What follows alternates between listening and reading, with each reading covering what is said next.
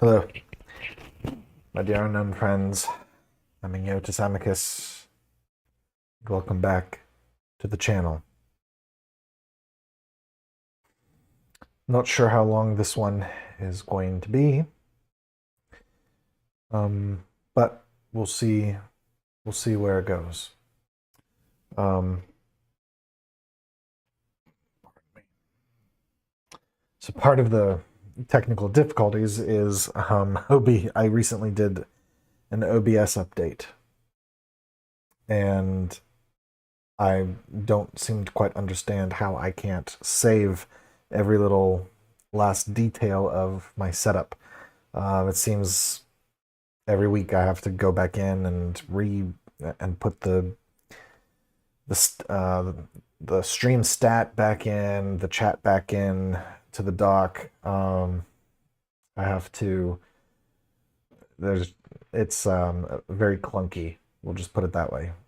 It's a very clunky program, but it's free. It's free, and I don't have the heart to try doing a webcam. Um, Trying to do a webcam screen capture. Personally, I don't like watching those particular streams. Say 5150 show says it was so frustrating. Yes, it is frustrating, but it's it is what it is. Like I said, it's free, and in this economy, free is if if you can get something that works for free, uh, you know, it's the que sera sera. 5150 says also, I ended up just paying for StreamYards. Um, I don't know if I don't know if I'm ready to take the plunge with that just yet. Again, because this is this is sort of a bare bones operation I have going on. Setting myself there. Not quite. I had to keep taking my phone off of my rig in order to sign in. I don't yet have a camera dedicated to this rig. I have this. So in this in our apartment, we have a windowless den. So this room here, it's listed as a den, and there are no windows, which makes it really nice.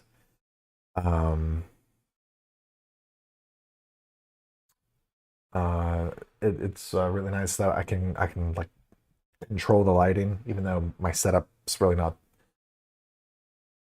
exactly where I'd really like it to be.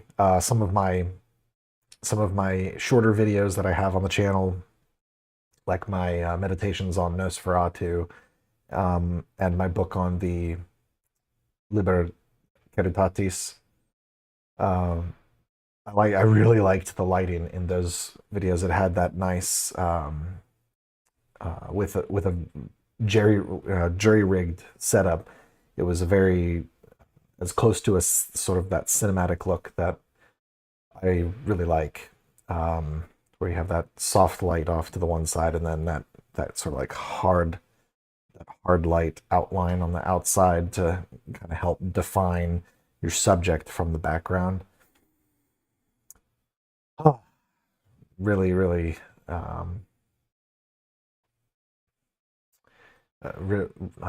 am looking forward to investing a little bit more when I'm able to. But for right now, it's literally just my cell phone, a little video light, a diffuser, and I have two auto poles that I use. One for the light, and the other I have right here in front of me. I just got a little. I got some super clamps A few other little accessory bits that fit into those, so I could mount my tripod head on onto it, and then I have a little laptop stand that I have attached as well. And it basically has turned this auto pull into a little portable quick takedown streaming setup. So my laptop's literally right here where my hands is reaching is the keyboard to my laptop. I'm looking at the screen because I still find it incredibly unnatural to look into the camera. Because I at least have a human face, even if it's my ugly mug, to look at. Um, so there's that. But yeah, it's this nice little takedown portable setup that I have. That way, when I'm done with my live stream for the remainder of the week, I can put it off over in the corner, because I have my writer's little secretary's desk over here that I sit at, um, and it also just gives me more of an open space for when I do prostrations in prayer. Um, One of the additions I want to get in here is maybe a little saddle. So I have my, I don't know if you remember from any of my previous uploaded videos rather than live streams, I used to have this in the background, a little my prayer altar set up behind me. Sometimes you could only just like catch the glimpse of some of the items that were on it, and then the crucifix, um, the icon of the crucifixion that was above it. Um, that is in that is now currently in the master bedroom of the apartment.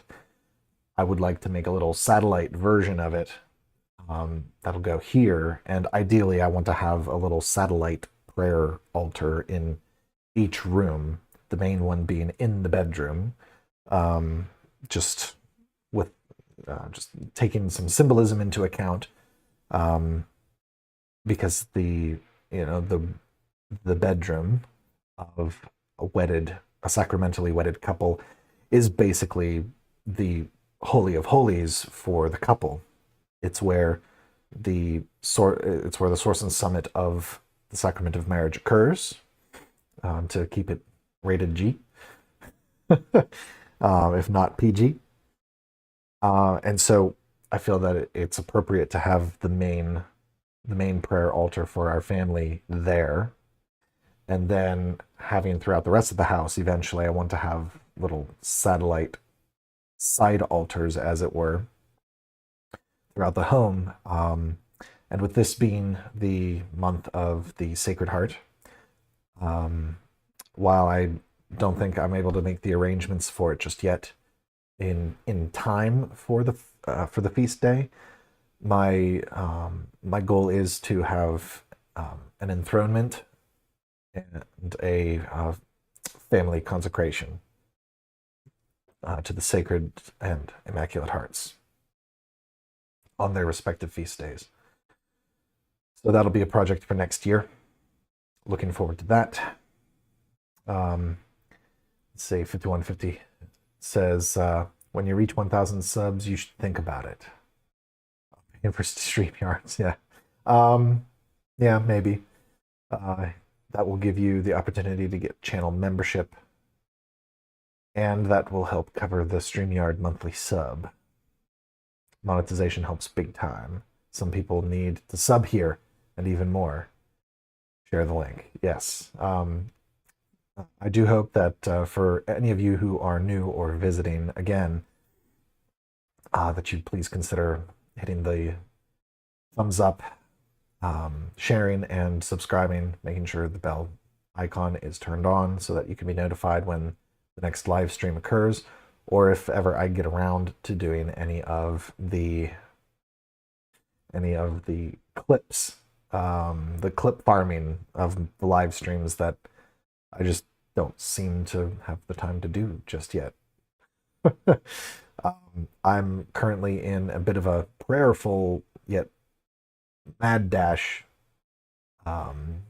essay writing at the moment, trying to get a new essay up on the Substack, which I guess we can sort of incorporate some of our house cleaning. Let's see here. So yeah, so for those of you who do not know, I have a Substack. It is, oh, 1 second. We're getting there. We're getting there. There we go. Okay. Hey, okay. So for those of you who don't know, this is the Substack that I write, called the Sophiergist, related to the subject matter of most of what we talk about on this channel, and of which subject we will touch upon tonight in a way that I don't think that I have, at least I know I've talked about Sophiergy in a certain, in a more general sense of, hey, what the heck are we doing here, just sitting around talking about it and not doing anything. So we're gonna, I guess, revisit that, but more targeted.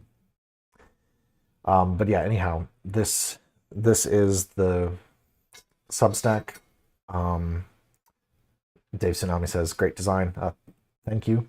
I spent most of my early adolescence and teenage years farting around in my mother's copy of Adobe Photoshop Elements 2002. So I've been putzing around in Photoshop since 2002, and most of that time has been spent doing like textual designs, rotoscoping lightsabers onto all my brother's hockey sticks and all of my mother's hockey photos that she's taken of him, as well as making a whole crap ton of mock movie posters and mock book covers over the course of years, just of things I had ideas for. Once upon a time, I was gunning for becoming a filmmaker. I wanted to be a filmmaker, and the rest, as they say, is history. And the Lord had completely different designs for me, while still seeming to respect my love of creating meaningful content in some way. Thankfully, I still feel that I am visited by inspirations for various things. I've sometimes mentioned in the past that I have this this fledgling idea to create, to do my own part, to contribute to Tolkienian subcreation, but more in a Contra Conan style, sort of like an old Earth, maybe pre-Diluvian, where it's not quite certain if Conan the Barbarian occurs either during or right before or after the flood. I sometimes wonder if it's like before the flood. And so that's what I have in mind. And for constructed, I'm doing like the whole constructed language thing. But unlike what Tolkien did, I have this inkling, no pun intended, to take Saint Hildegard von Bingen's Lingua Ignota and try to flesh out a grammar for it that isn't bound by Latin, because the way that she used it was more so sort of swapping words out of Latin within Latin sentences and throwing her unknown language into it. Because it's mostly nouns. She had this entire lexicon of nouns, proper nouns, simple nouns.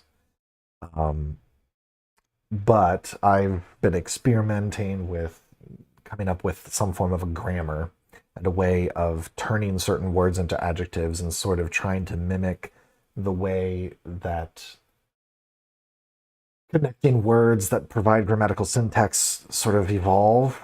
So I've been reading a little bit of the study of philology and things like that. But of course, this is all like deep back burner stuff that's mainly intended for my family. So like if I have kids, or like whenever I am finally gifted children, I will have this um, this plethora of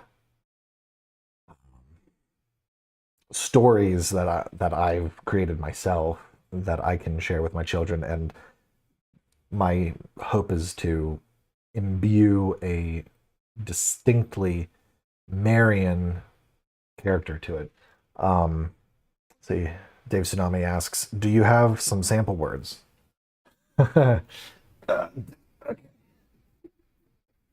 right. You asked. I know this isn't the 1K Ask Me Anything, but I brought it up, so. All right. I'll do you one better. I'll do you one better.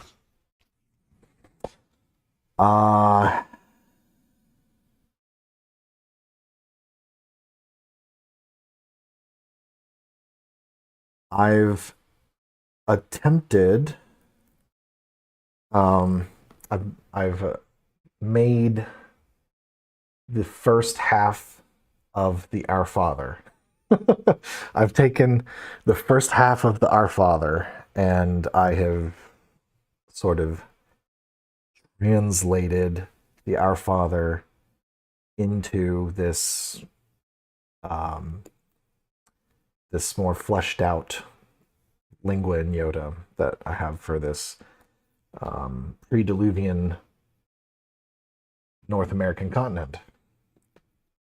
So, see if I can read my own handwriting here. All right, here it goes, real quick. Peveriz egenin, veragenes im Ibiza, loegaus iagen zivies, richotron iagen eben, volans iagen fin, ins im Ibiza ot im lausimza. So that, that's the Our Father who art in heaven, hallowed be thy name, thy kingdom come, thy will be done on earth as it is in heaven. So, yeah. And of course, there are even, there's a, if you would like to see, I've even slightly adjusted the letters that she has in order to try to make it easier to write. I personally find her original versions of her alphabet to be very, very difficult to distinguish certain letters, especially when they're strung together in certain combinations. And so I looked at various different renditions that people have done of her original alphabet, and I sort of came down to this. This is sort of like a handprint, or approaching what I'm hoping will end up being a black letter version of the nota, the ignota notae. And then if you want to see what it looks like,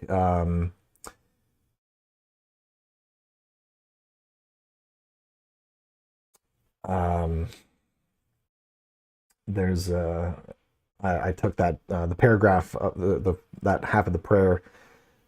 I did render it in the handwriting, so give you a glimpse of that. It's right there. I don't know if you can see that clear enough. So yeah.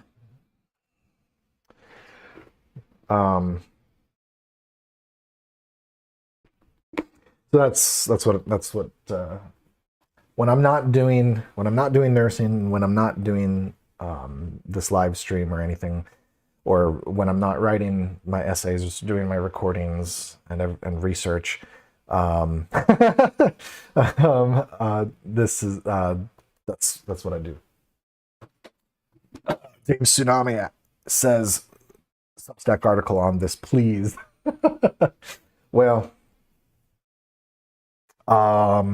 eventually. I'm not. So it's not.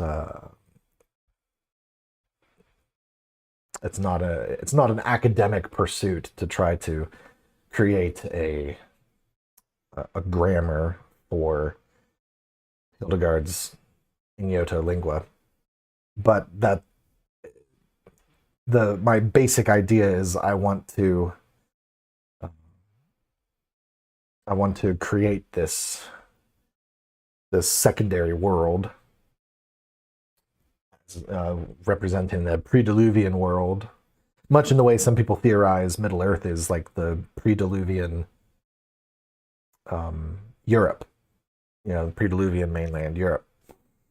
And so sort of going off of that theory and applying it to the North American continent, North Central America, because I have a particular affinity for Our Lady of Guadalupe and all of the pure, authentic Catholic perennialism that is baked into that apparition, and how she reveals to the native population how in her and in her union with her son is the fulfillment of all their poetry, song, and prophecy, which is just fascinating. There's a book about it. I've just skimmed through it called Guadalupe and the Flower World Prophecy from Sophia Institute Press, I believe. Great book, worth checking out. Say, Jacobite Wiseman, thank you for popping in. You say, wait, is there an Our Father the catechumens weren't allowed to hear in the early days? No. No, there's not. No. Now, do I fully understand what the grammar is? No. Am I vibe syntaxing? Oh, for sure. Yeah, it's so I don't think that I'll ever dedicate enough of a degree of erudition in it to the point where I could speak it conversationally, like Tolkien supposedly was capable of with his own languages. But because he's a professor of philology and I'm a bald talking head on the internet. So yeah, vibe syntaxing, yeah. Syntax max. No, Tolkien was syntax maxing, even though he never fully finished his entire syntax and grammar to his Elvish languages. He just did enough to where he could get by. So okay, let's not get ourselves sidetracked, and we'll finish the housekeeping. So as returning viewers know, and so to bring any new viewers into the loop, this live stream and everything else that I do on the internet is reader and viewer supported. One of the ways that you can support is by going over to the Substack that I mentioned just a little bit ago. At the Substack, it's called the Sophiergist, Journal for the Catholic Wisdom Worker. And if we scroll down here, there's 4 ways that you can support my work, both on Substack and here on YouTube. So if you go, you can always subscribe to the YouTube channel, obviously. Make sure to share and like and all that stuff. The doobly-doo, as people say. Over at Substack, you can subscribe to the Substack, You can do so for free. This allows you to read every post and article, but it's available read only. Comments are free. Like, you're free to comment. I don't put comments behind a paywall. But if you want to chip in a little bit more and begin making an impact on what we do here, or on what I do here, there's a paid monthly or annual tier. For $5 a month or $50 a year, you get narrated recordings of all of the essays, narrated by myself and not by a disembodied AI clone of my voice. I will never clone my voice. I will never clone my likeness. Yeah, I will never do any of that.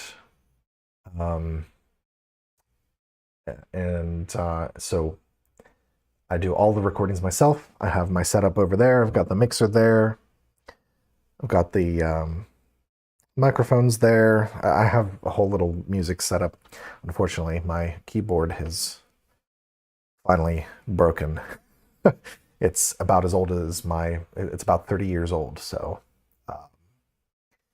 I am in need of getting myself a new keyboard so that I can make music and incorporate it into the audio recordings. The ultimate goal for my narrated versions is to try to get to have like a little theme that plays at the beginning and at the end, and that it's something that I've composed myself and things like that. In addition to accessing all of the narrations of the essays, you also gain access to personal correspondence. You can write to me via snail mail, and I will reply in kind by hand or typewriter. As of right now, even though I keep saying it every week, the P.O. box is still pending. My hope is, and even though I said it last week, my hope is that I will finally get around to opening the P.O. box by the end of this week. Unfortunately, last week, the end of last week became really busy. I had a lot of things come up related to research, some St. Benedict medal research, some really, really, really important stuff that that y'all will be able to get to read about here, hopefully soon.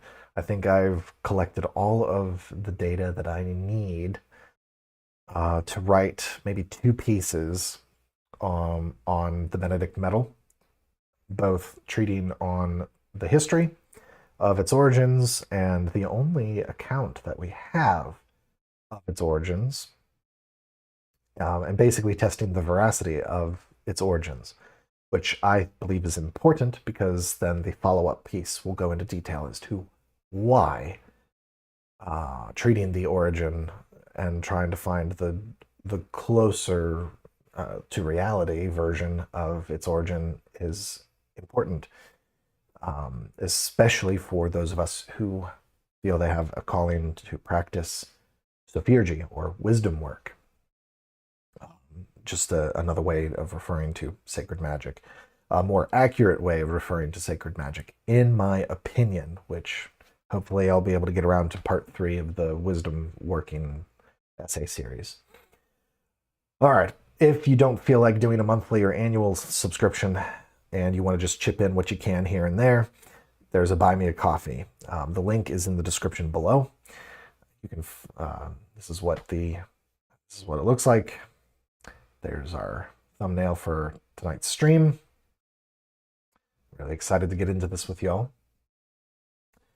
And then, yeah, we've got the Societas Sophurgica.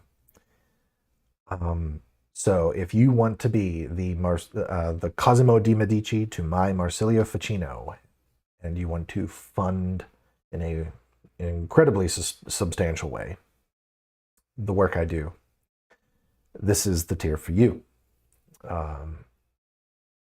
By joining the Societas, you become a substantial patron, help fund the work done at the Sophurgist. Your contribution goes a long way and helps fund research materials.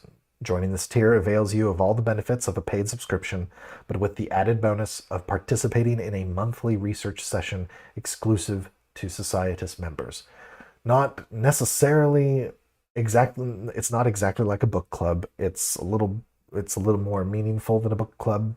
Um, it's sort of the way I envision it is it's sort of like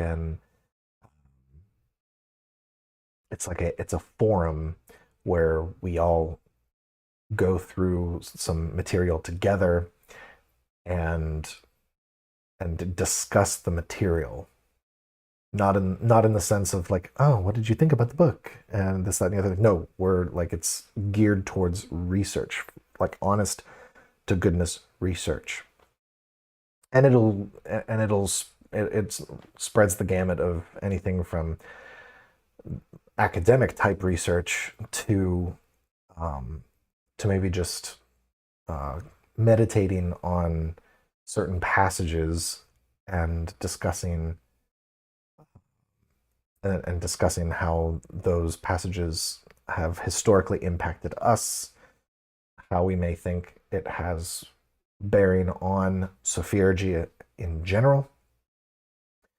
Now, the ideal, but by no means hard and fast, but it's the ideal minimum requirement is that the members of the Societas be professed members of an apostolic church. That's Catholicism, Orthodoxy, any maybe Anglicanism, um,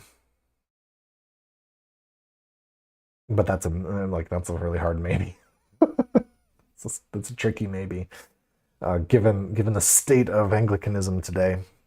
But you will get the most out of being part of this Societas Sophiergica if you are part of a more traditional apostolic lineage. And of course, there are going to be some major differences between Catholics and Orthodox, but I have actually seen some fruits of and have participated in a group where our only goal in the group is to grow in holiness. And we do so um, going off of the bare minimum of the early Desert Fathers. So the early Desert Fathers from before the schism, and that's what we focus on. And it has borne much fruit. I can personally attest to some incredible benefits for the recitation of the Rosary that I've noticed since I've incorporated some of the practices of the Desert Fathers as part of my prayer routine. I would highly recommend it to everyone else. Yes, so those are all the ways that you can support this channel and everything that I do on the internet. And I thank you all who are here, everyone who is new, and I look forward to where we take things from here. Now, we'll go ahead and get to our meat and potatoes today. So the title of the live stream, God is calling you to make a stand, to do this, ... What is this? What is it that I'm referring to?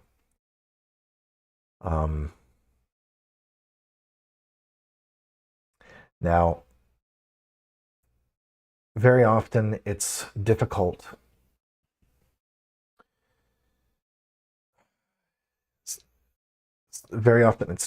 to speak about current affairs without coming off as polemical, which is basically just the trap that most cultural commentators get stuck in. It's the loop that they're constantly spinning around in, and it includes it includes a lot of the faces and names that you're probably familiar with on running the gamut of the political spectrum. You even see it in online Catholicism. You see it in Trad Inc. You see it in Sedevacantist Inc. Because believe me, as much as the Sedes like to rag on Trad Inc. for being pansy recognizing resistors, the Sedes might as well be, you're just the pot calling the kettle black at that point. The you know whatever stripe of online Catholicism that you find yourself in, whether it's Trad Inc., Recognize and Resist, Sede, the Sede Sphere on X especially, or on Substack, or if you find yourself in the synodality camp, and I like to qualify that with an SIN, rather, because there's tremendous issues with the whole synodal project that the Vatican has chosen to undertake, which I'm over here sitting thinking, okay, yeah, it's okay, it's nonsense. All right, now what?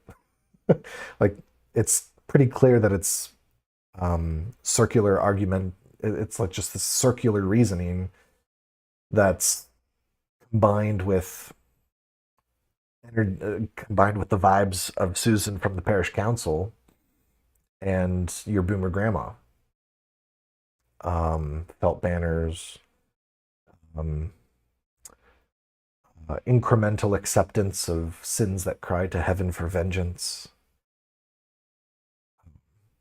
Yeah, that's not to put the individuals suffering from those sins are made in the image and likeness of God, and they need all the prayer in the world to help shake them, and to shake them, to convict them, and to help them have the scales fall from their eyes so that they can return into the fold of the shepherd and his mother. So, but all of these, you know, yeah, Jacobite Wiseman was like, I don't watch you for the politics. That's what I watch Sanity Revolt for. I watch you for the symbolism. Yes. Um, yeah, that's why I'm. It's so.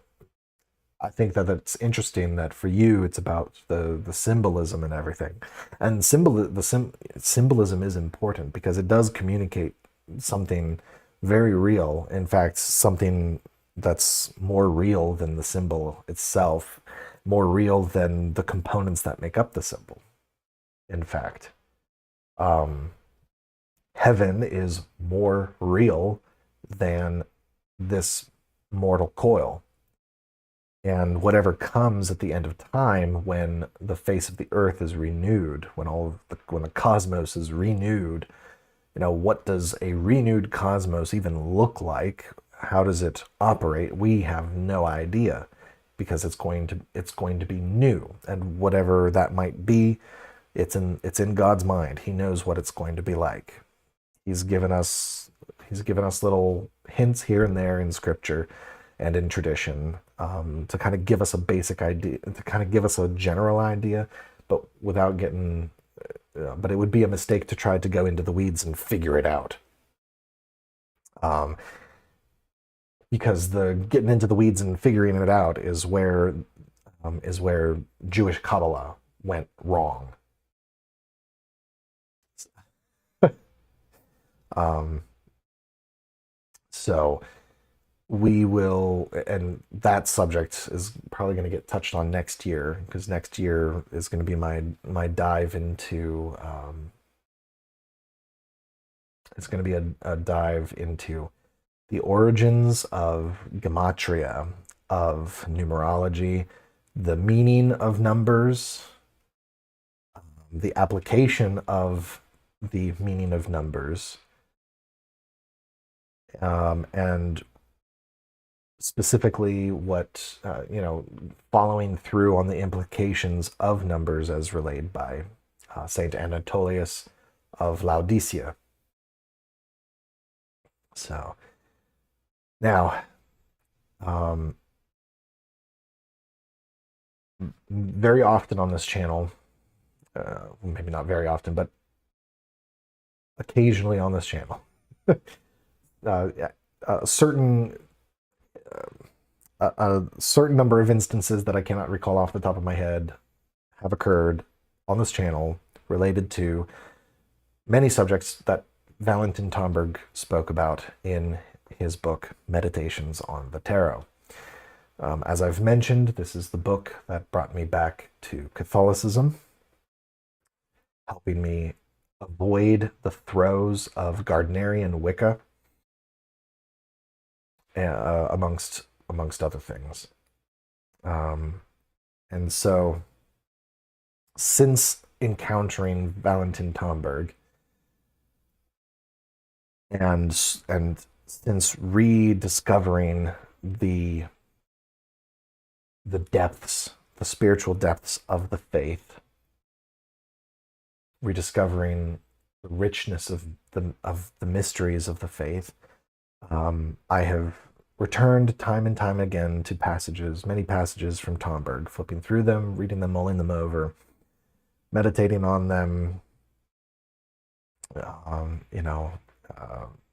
asking questions of the things that come to mind after having read passages, when I'm, asking these questions in prayer, things of this nature.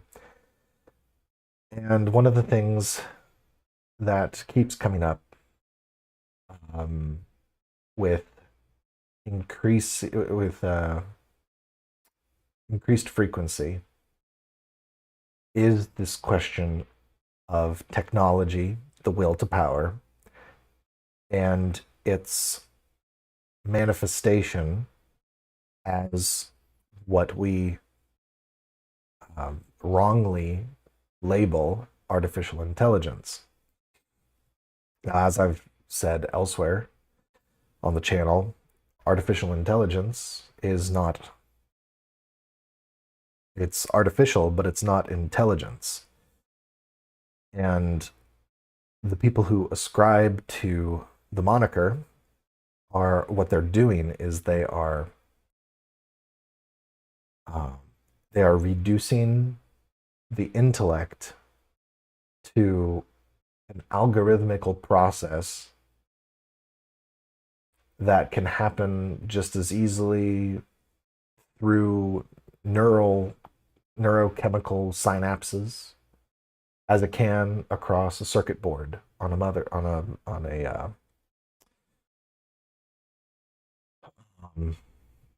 chip. What is it? Motherboard. It's been a while since I put a computer together. Bear with me. Now,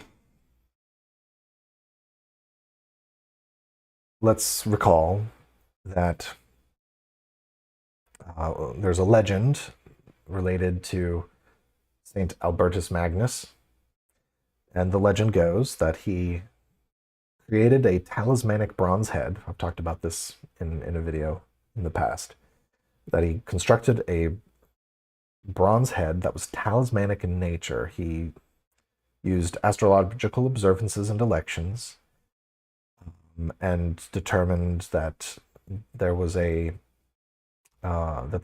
arrangement that was most propitious to these legendary talking bronze heads of antiquity, and that it was probably not going to occur again for another 30,000 years based off of his calculations. So he went ahead and he constructed the head, and apparently it worked. It talked, it could answer any and all of his questions. And so here, at this juncture, the legends diverge into two different versions. In one version, there's just a porter that shows up, or some kind of courier shows up to deliver a message to Albert, and that the entity that opens the door opens it telepathically, lets the guy in, and eventually the guy realizes that this bronze head is talking, and so he smashes it to pieces out of instinct. The second version of this legend has it that instead of it being a courier, that it's St. Thomas Aquinas that shows up and smashes it to pieces. Because as we know, one of the disagreements that Aquinas has with his mentor is the question of the veracity of crafting astrological talismans of any stripe. Albertus, even in even his verified works, speaks in a not necessarily a neutral manner, but in a certainly favorable manner towards the veracity and the veracity, laicity, and validity of constructing astrological talismans for the purposes of human health. Whereas Thomas Aquinas vehemently disagrees with his mentor. This was one of the points of departure. There might be other more subtle ones, but I know that this one is a pretty major one. And it was because of this departure of opinion between the two of them that actually initially hindered the canonization of Saint Albert, along with many legends that grew up, basically rumors that grew up around him stating that he was a sorcerer. Now, whether or not this brazen head actually existed or not is, it is a pious legend.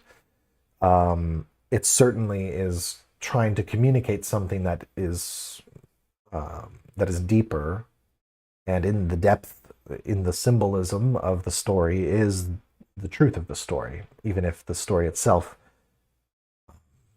has no veracity. It has no historical veracity, I should say. And I've often employed this image of the brazen head as sort of a typological precursor to artificial intelligence that we have today. And in fact, I think it is a one-for-one correspondence between the two. Clearly, the desire to create something that seems to operate in sort of in this mode of something with which you can query in order to arrive at certain truths. Clearly, this is a very ancient desire. Otherwise, we wouldn't have stories of people who've created these bronze heads. Now, perhaps it was just a matter of God not allowing man enough of a leash providentially to fulfill this desire of theirs. And so it could be argued that we might be nearing the chastisement that many Marian apparitions have warned us of, and that providentially allowing man to finally realize this talismanic head, even though today artificial intelligence is decidedly not at all talismanic in nature, unless, of course, you hired Nick Land to create your algorithm.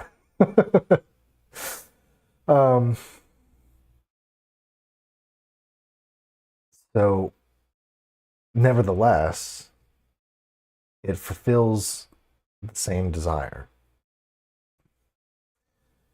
And now we have AI psychosis. We have cults forming that, in effect, are worshiping these AI algorithms, thinking that they are conscious entities trapped within a digital prison. So it's like this techno-Gnosticism. And meanwhile, as far as I can tell, there isn't actually much religious persuasion or conviction in at least the actions or the stated goals of people like Peter Thiel and Sam Altman and all of these other tech bros that are creating these monstrosities.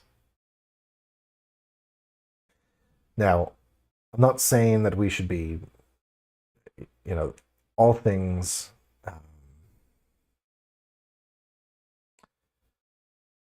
As with all things, we have to apply the virtues of temperance and prudence. And it's not to say that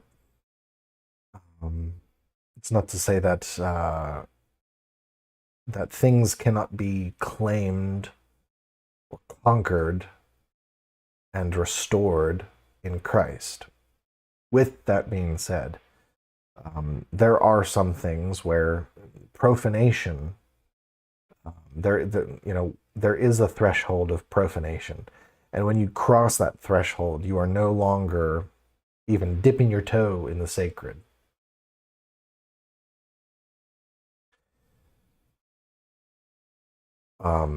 Sometimes you can go so exoteric that you profane the sacred. And in the imprudent use of this calculative technology, because that's, as I've said elsewhere, it's not artificial intelligence. It is especially at least in terms of the large language models, image generators, and the like. They are language calculators. They're just very sophisticated language calculators that operate off of algorithms that are so vast, and the information that they process is so vast that even their creators cannot understand them anymore.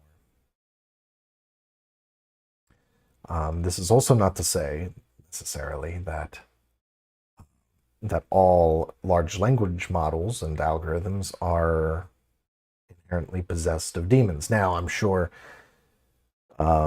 Nick Land probably has a shrine to Jia Turing, which is this neo-pagan occult deity of the internet that someone cooked up. Some chaos magician, I think, cooked it up. And I wouldn't be surprised if Nick Land or people like him were experimenting with the idea of utilizing artificial intelligence in spirit conjuration, in Solomonic ritual, or what have you. But I'm not going to sit here and be paranoid like everybody else and think that literally everybody is a eyes wide shut Satanist.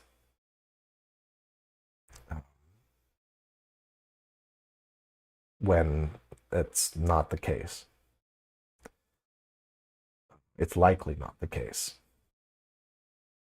I always like to go off of Harmon's razor, which is Harmon. I forget who Harmon was, but Harmon's razor goes something like, never ascribe to malice what can be more easily ascribed to stupidity. And when it comes to the things that humans do, Harmon's razor is very true.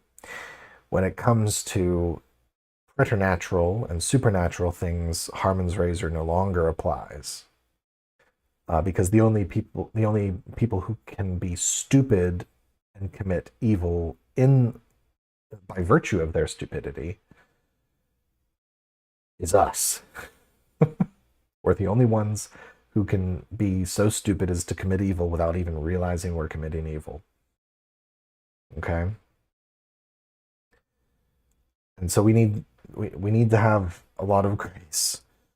We need to have a lot of grace and a lot of love, a lot of charity, but not a kumbaya charity, true righteous charity for these people, for the Peter Thiels of the world, for the Sam Altmans of the world. Whatever boogeyman you have, whatever list of boogeymen that you ascribe to, depending on who your political pundits are that you tend to agree with, they are human beings. And no human being can be the boogeyman. Only Satan can be the boogeyman. Satan and his minions are the boogeymen.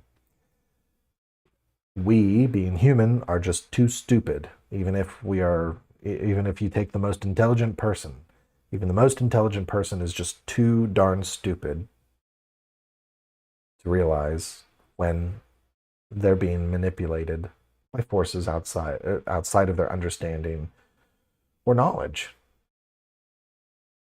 which is how Tom Bird defines sorcery. Now,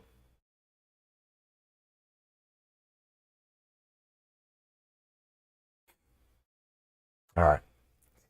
So let's get real serious. So I'm trying to bill this live stream as an incredibly serious affair because it really is. What are we doing? What are we doing? Myself, you all, anyone watching the VOD, what are we doing? I sit here do this live stream. It's fairly insular given that I'm still under 1,000 subs. I'm still, I don't ignore the fact that my content is so niche that I shouldn't have more than 100 subscribers. It wasn't the point necessarily of the channel to have it reach any level of success that it may or may not currently have. And then there's all of you, my viewers. There's everyone else that's sitting in front of a camera talking to disembodied people who are more than likely going to watch it as a VOD than they are interacting. And while we're doing this, some of us on the internet with a camera have taken up the task of documenting all of the evil that is going on all around us, documenting all of the sorcery that is occurring around us, and all of the acts of arbitrary magic. And it seems that people are finally starting to come to terms with the fact that the arbitrary magic of the Peter Thiels and the Sam Altmans of the world is starting to manifest in ways that, had we been paying attention, wouldn't have manifested. So if you want, so on this channel, I have dedicated now 4 years on this channel to speaking of all of the various fundamental aspects that go into this idea of sophiergy. Um, if you want something more familiar, we can call it Tombergian sacred magic. Um,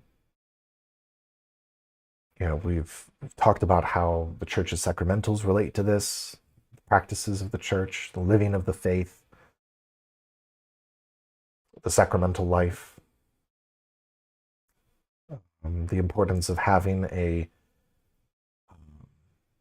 Catholic apprehension of reality. And by that is not just strictly speaking by Catholic apprehension of reality. I'm not just talking about seeing the world through the eyes of the church. It's not just that.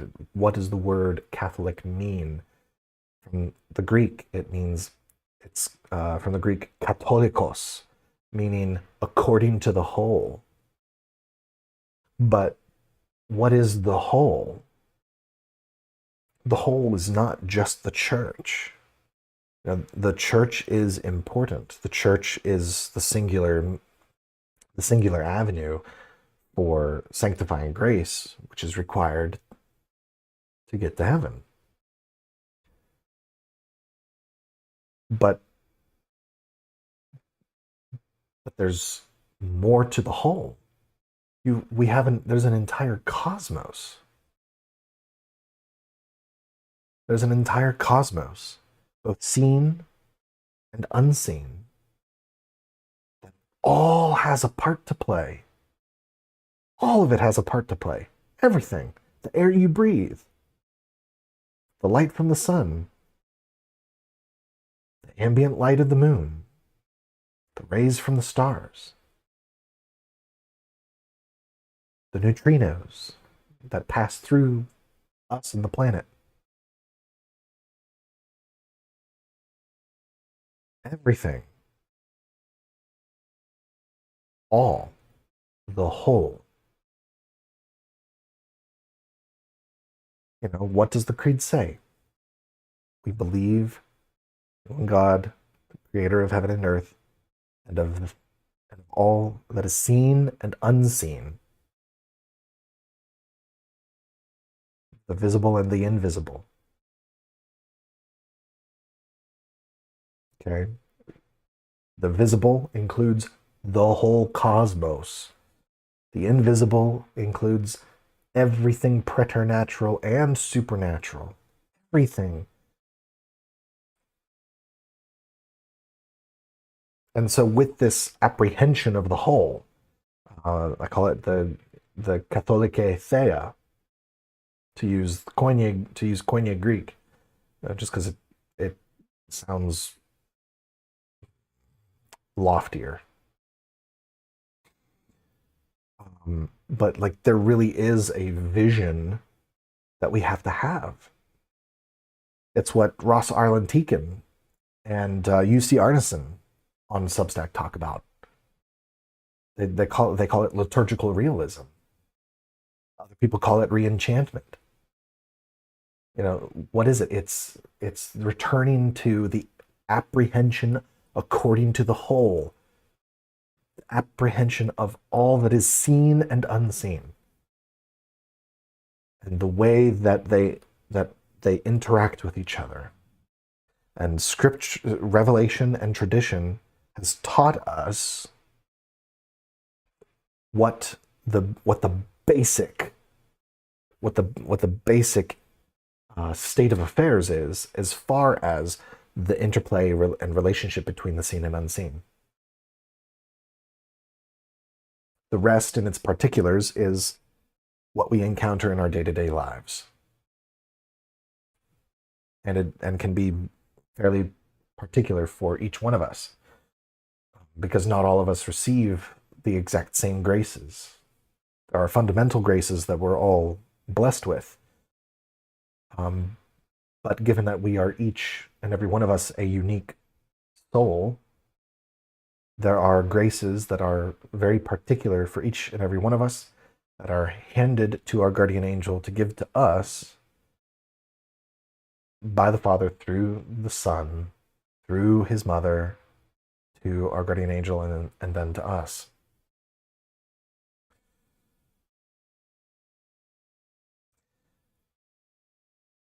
And with this vision of reality, the fullness of reality, the totality of reality,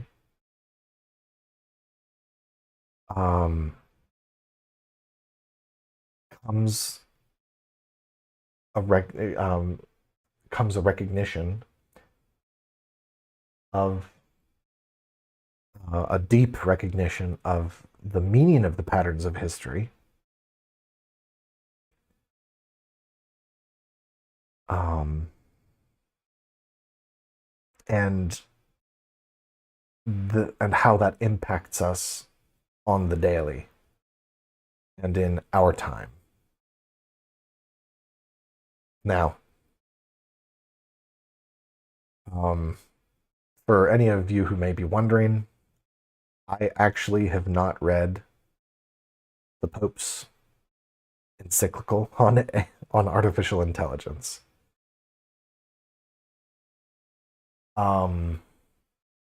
I've read a few snippets. I've obviously read the snippet where he quotes Tolkien because that's just badass. But the other snippets that I have read, it reads like a UNESCO report. I'm just being honest. And so meanwhile, while the Pope is just kind of tiptoeing around the issue, I'm not going to say that he doesn't get some things right. It's just it doesn't seem like he's placed it truly within the Catholicia. He hasn't placed the issue of AI within the Catholic apprehension of everything. He just seems to be staying the course as far as a more humanist approach. Again, like I said, it comes off as a UNESCO report.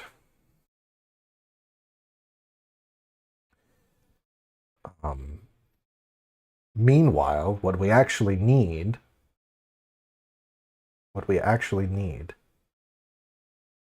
is to approach this from the standpoint of a liturgical realist. We ought to be approaching it from the standpoint of Valentin Tomberg. And so how did he view things like AI, even though he probably, around the time that he was, after the war, he was in England.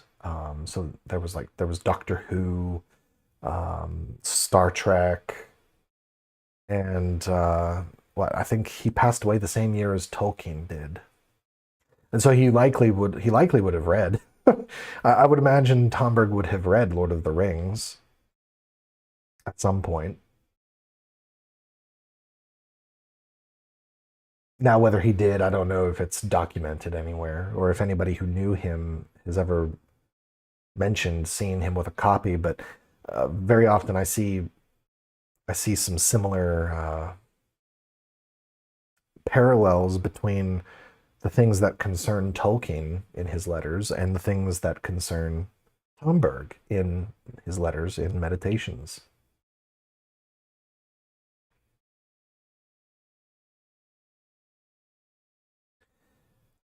There's a book called Mount Doom.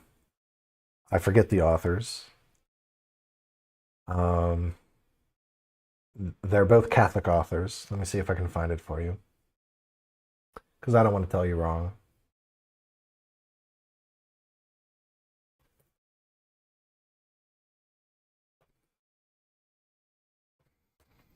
And I apologize. I know we're talking about AI, and here I am going on to Amazon. Oh, wait, never mind. Here we go. We can go to their actual website. They have a website, thank God. All right, here we go. All right, this book right here, Mount Doom, The Prophecy of Tolkien Revealed, by Paul List and Ali Ghaffari. They propose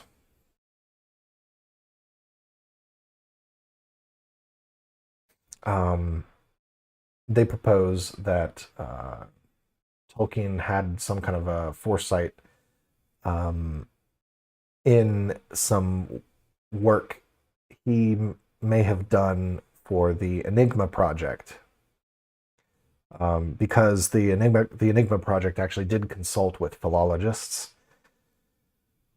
and he may have been one of them. And so he probably got a whiff of what Alan Turing was up to. And I think he recognized immediately the implications of the Turing machine and what it represents. And so the argument in this book is that Tolkien uses the One Ring as a stand-in for the pinnacle technological achievement.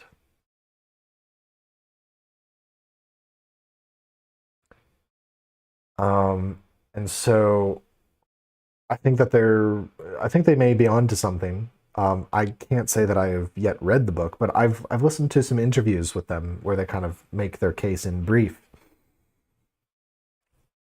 and it's interesting to think about. And again, it just makes me think of so much of what's in Tomberg, specifically meditations on the tarot. Dave Tsunami says, "I wonder if you have given any thought to Tomberg's ideas on electricity or slash friction and how it applies to AI data centers, etc." Well, you're in the right stream, Dave. Um, but I may not go into it with as much detail as you might hope, because at the end, I want this stream to be a call. This is a call to arms. All right, this is probably the closest. This is probably the closest that this channel has gotten to being political, if you even want to call it that. I don't view what I'm going to explain and then ask of everyone as strictly political. For sure, it has downstream political implications, as does everything that originates from the realm unseen.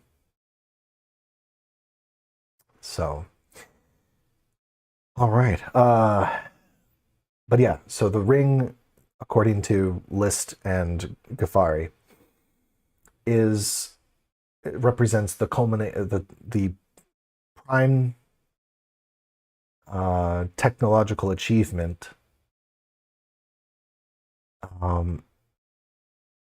or at least, well, in the legendarium as a whole, you could say that the ring represents sort of a bastardization of the pinnacle of true craftsmanship, which was the Silmarillion, even though in the three Silmarils, even though the Silmarils were in a way sort of their own sort of step down from the purity of what they contained. Because look what happens when the Silmarils are created. It's like all of a sudden everyone's fighting over them. um, but despite the Silmarils in the existence of the Silmarils once they're crafted, inspiring the temptation in many people to wield them for their own ends, um, the power contained with them is uh, is not the same power that's contained in the One Ring. The One Ring contains all of Sauron's cruelty, malice, and the will to dominate all life, which is not the same power that is contained in the Silmarils. So the ring is this um, is the mirror opposite of the Silmarils in a way. Um, Jacobite says the ring is like AI data centers. They both make land desolate for farming the closer you get. Well, not the ring. Mordor is desolate. The land of Mordor, because the ring isn't always present in Mordor, and yet Mordor is this wasteland. No, it's um, the thing that makes the land desolate is the will to power. It's that arbitrary magic. So Sauron creating the ring is arbitrary magic. The Silmarils, in a way, is arbitrary magic, but this illustrates what I argued in my second part, my second wondrous works of wisdom essay, where I start to explore this question of arbitrary magic. Is there, can one do good, or is it only ever strictly evil?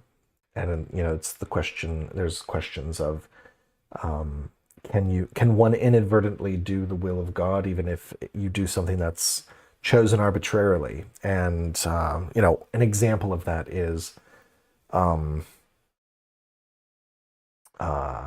example of that would be I'm just going to pick up the rosary and say it because I arbitrarily right now want to say it, not because I necessarily felt any kind of warm fuzzy feeling that inspired me to go and say the rosary. But it's still a good thing that I picked up the rosary and prayed the rosary, even though my decision was arbitrary. So that would be like the Silmarils. Whereas the One Ring is just not.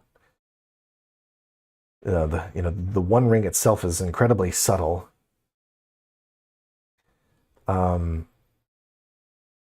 But just imagine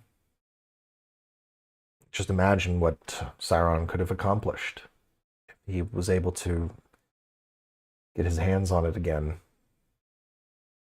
But now, since you brought up data centers, let me fill you in on what has prompted all of this, and why I'm trying to give all this sort of backdrop information. I'm trying to lay the groundwork for what I'm going to say before we finish the stream.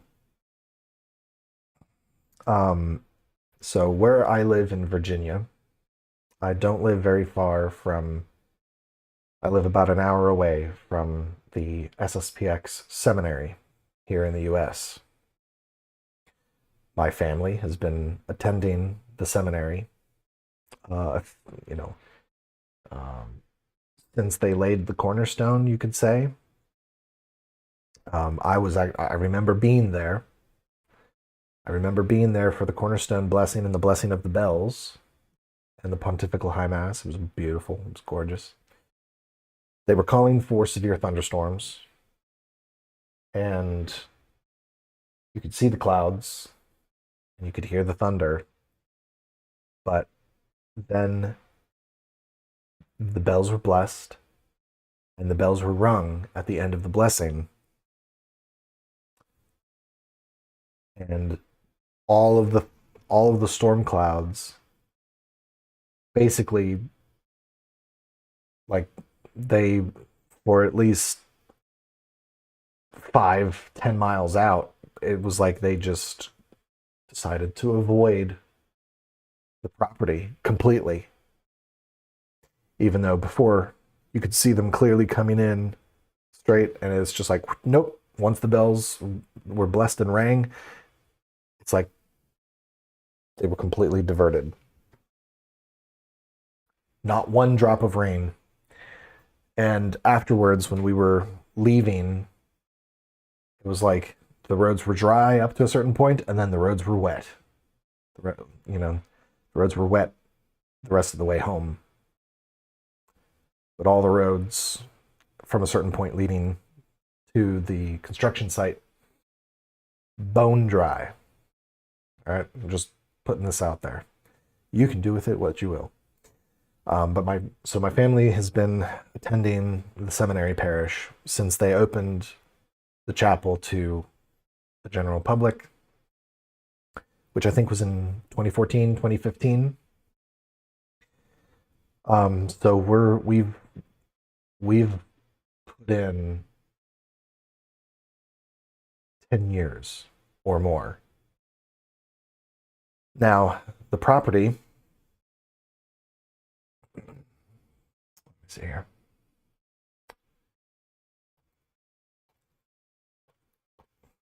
The property, give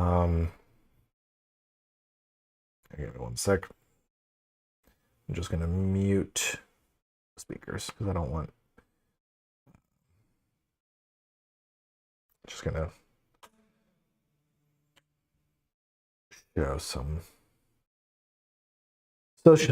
Show some Be Real. All right, so this. Oh.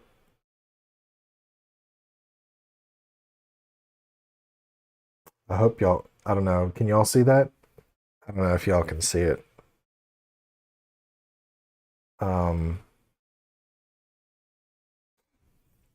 So this is the property that the seminary sits on, just as an example. And if the camera comes around, you'll see over this way, you'll start to see the Blue Ridge Mountains. Okay. It's incredible. They're just such beautiful mountains. And there's actually two mountains. Yeah, you can kind of see them right there where my cursor is.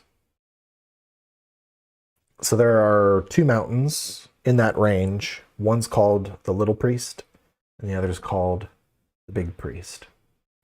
I just think is fitting. Absolutely beautiful scenery. Now,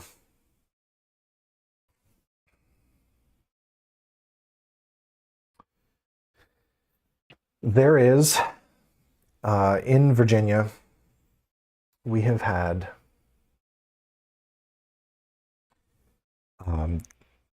there is this proposed power line.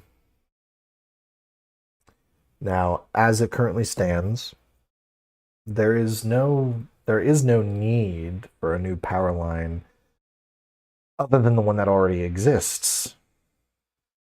Everything that currently exists, as far as the infrastructure, is perfectly adequate for the needs of the region. Now, this company, Valley Link, they have proposed power line called the Joshua Falls to Yeet power line.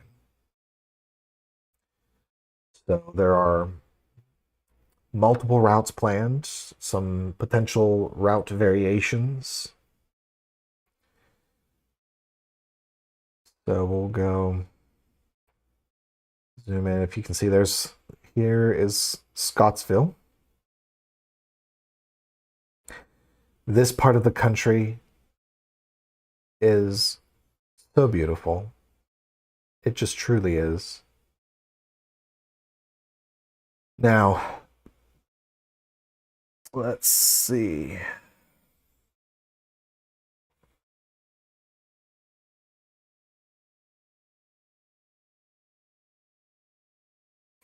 Where is Route 20? There's Toga.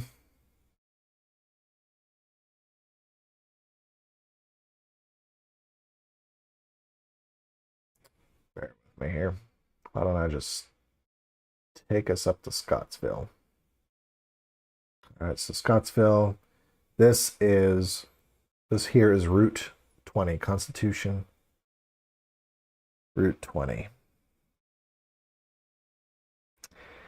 And it goes to a little town that, for whatever reason, isn't showing up. Here we go. All right, here we go, right here. Here is St. Thomas Aquinas Seminary. In fact, we can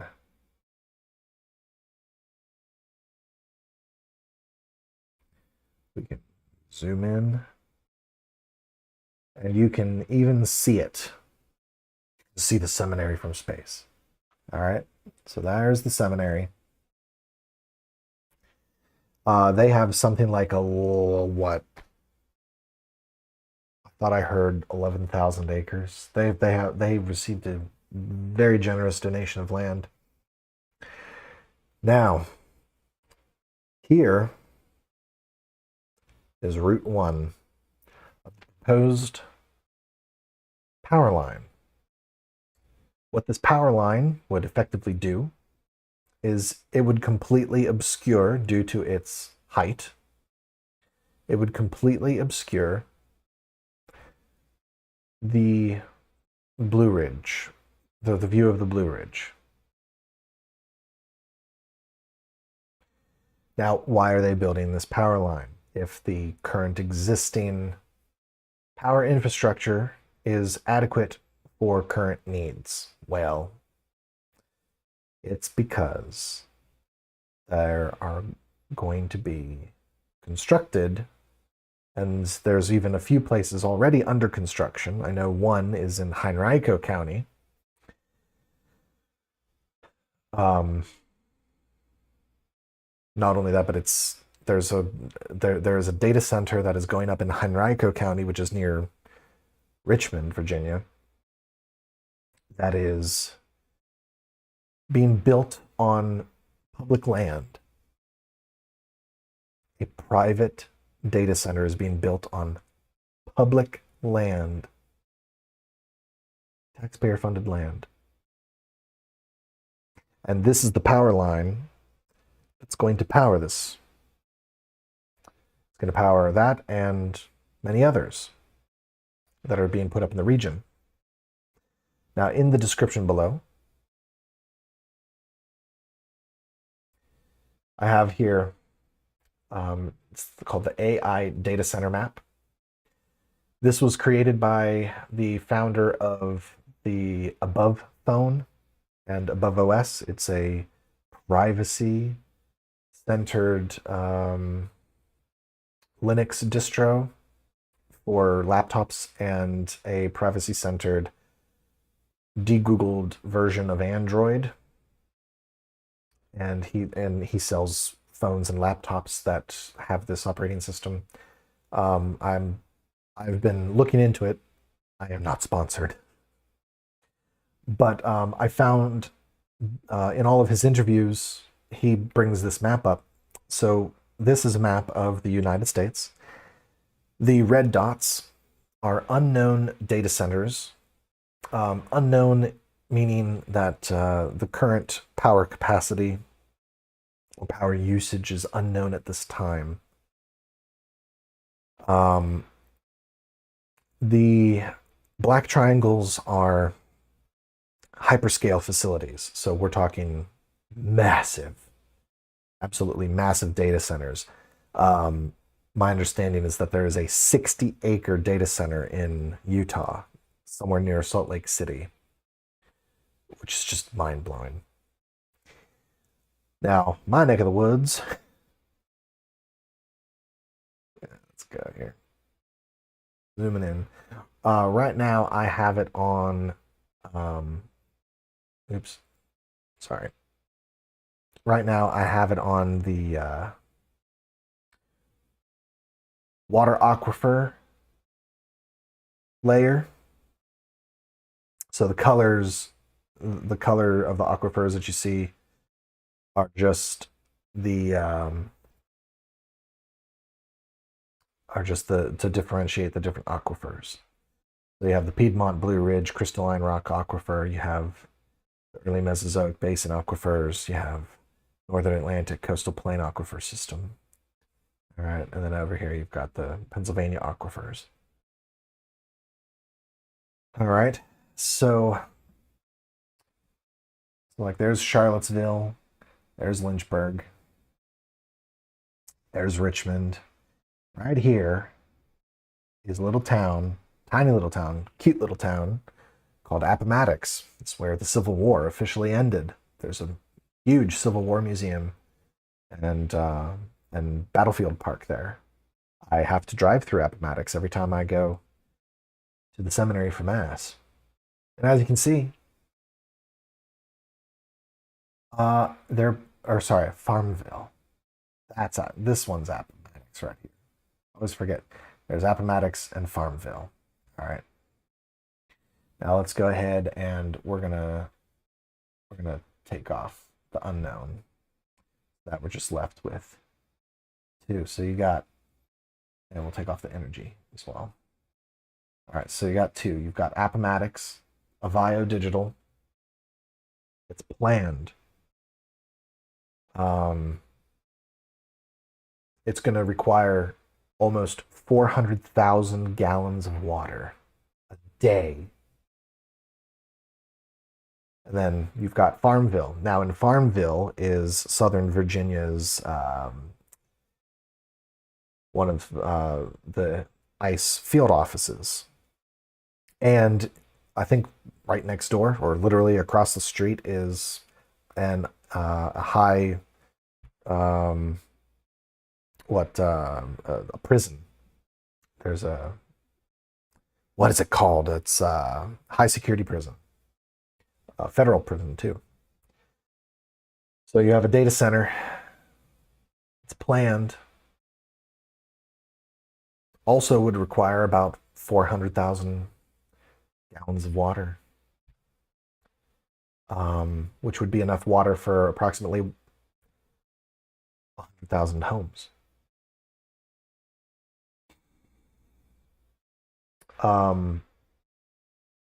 Its projected heat contribution to the area and the vicinity of it, downwind of it, you're looking at a potential for an increase of plus 3.6 degrees Fahrenheit in the local area around this place. Roughly about the same, because it's the same company, Avio. Notice Charlottesville's untouched, but on the other side of that mountain ridge there, Shannon Hill, gorgeous countryside, North Creek, Louisa County. Thankfully, that one was canceled, it looks like. Thank God for that. But, so here we go. Lake Anna. All right, now I've been to Lake Anna. I used to take care of patients out there. Lake Anna's gorgeous. Lots of really nice homes, right on the waterfront. Everything from your little bodunk to your high upscale Berkshire Hathaway houses. All right. This would be an Amazon hyperscale facility. They would guzzle up approximately 500,000 gallons of water a day. A day. The water and here's the thing, we're about to enter a drought. Virginia's kind of teetering on a drought. The water table has not been sufficiently replenished. And this isn't the only place in the country. This isn't the only place in the country where we have um, issues with drought, where they're just going to throw these data centers in anyway. Now, the energy for all these things.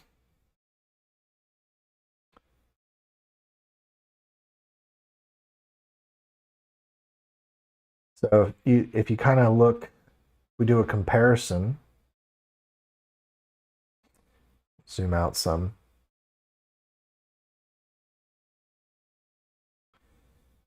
Okay. Joshua Falls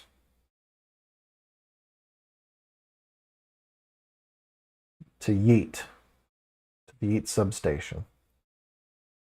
All right, now let's take a look.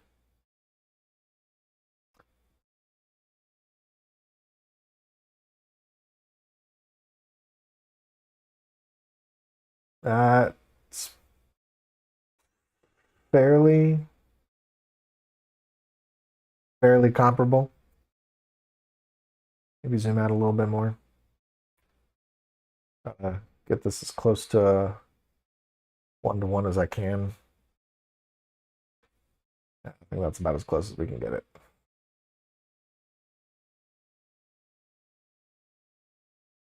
All right, you can see the line. You can see. There's all the, oh, not to mention, there's all these solid, okay. Let me take a moment to make something clear. I am not a tree hugger. I'm not one of these hippie tree huggers that's gonna sit on the tarmac in front of a bus. I'm not gonna glue my hand to a priceless piece of art. I might, um, I might choose to, like, I would definitely desecrate a piece of abstract art. Happily would desecrate a piece of abstract art. Okay. But that's not what these crazy climate activists do, is it? They choose the best art to try to ruin, right? Look at the Mona Lisa. They threw orange paint at, or tomato soup or something at the Mona Lisa. Thank God it was behind glass. Ugh. I don't fall under the category of these type of people. I'm one of the last people that you would ever hear throw around words such as activism. I think that modern activism today activism has become purely secularized, and it does not think upstream. It doesn't apprehend the whole of reality. It doesn't have the Catholic apprehension of reality. So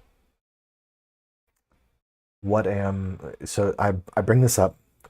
Now I when I was last at Mass, the SSPX, they had a whole this big binder with pages and pages of signatures. My wife and I, we added ours since we attend the seminary as well, because it's where the rest of my family attends. And um, and so I know that on the 18th of June, there's going to be a meeting, and as far as I understand, they're going to present um, they're going to present uh, the signatures of the parish. So I pray that that they have success with that. Uh,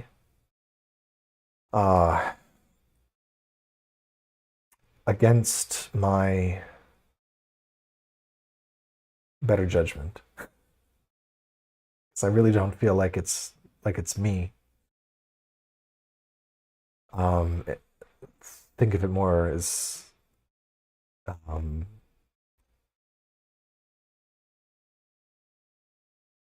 I I think that I'm going to be attending a meeting. Something that something that I never thought I would ever do in my life. I've always been much of an observer. I just keep my eyes on things and make my decisions in life based off of the information I can get, and I try to get as broad of information about various things as I can. I'm registered non-affiliated. I have no political party. I don't even vote anymore.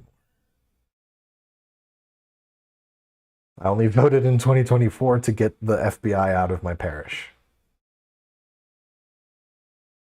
But I imagine that they'll be back. So there's that. They'll probably be back. It's only a matter of time. And it all depends on what happens after July 1st. So there, yeah. Anyhow, um, why do I bring this up? Well, as I mentioned earlier in the stream, I talk a lot about all of the things, some sort of underline this idea of sacred magic. It's what I call sophurgy or wisdom work. And I don't want one of the things that I've always prayed about has been for the I've always prayed for knowledge to know when I am being stirred to perform a work of wisdom. And of course, over the 4 years that I've been doing this channel, I've speculated sometimes when I'm bored, I'll speculate how it might come about, sort of use it as an opportunity to do some introspection on the choices that I've made in life and to try to see various possibilities down the road without committing to any of those.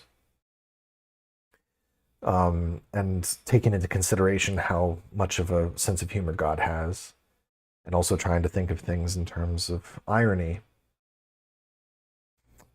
And of course, as with all things, supernatural that are of heaven, it's never exactly how you anticipate. It's never like how you anticipate it to be. Um, for the last few months, I've had this inkling in the back of my mind. It's like, oh, is it something maybe to do with medicine, like natural medicine, and alchemy via the flavor of Jean of Rupaskisa, um, where you're basically like, is it going to be like, is it going to start off? Am I going to start off by like actually practicing preaching the gospel to herbs through the spagyric process? Like how are the first fruits of this study and meditation, how is it going to manifest itself? Um, nope. Uh, instead, um, when I saw the petition in the vestibule at the parish, there was a note. There was a note over it explaining what it was, showing a mock-up of what it would look like if the power line went across, and the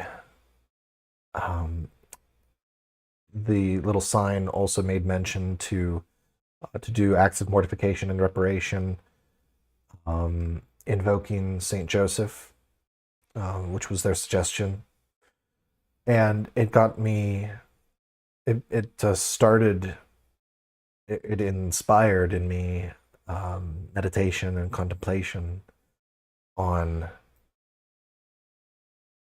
mortification and reparation, and thinking back,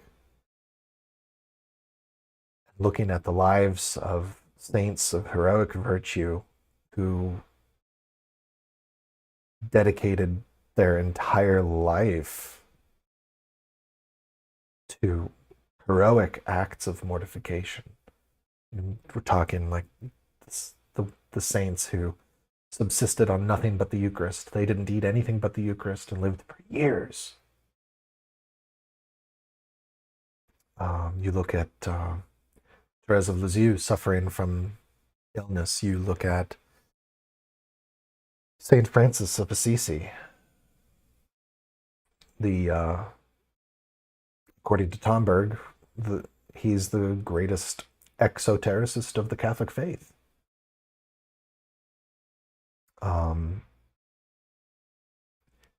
And what is that he did? Long before the stigmata. What was Francis doing?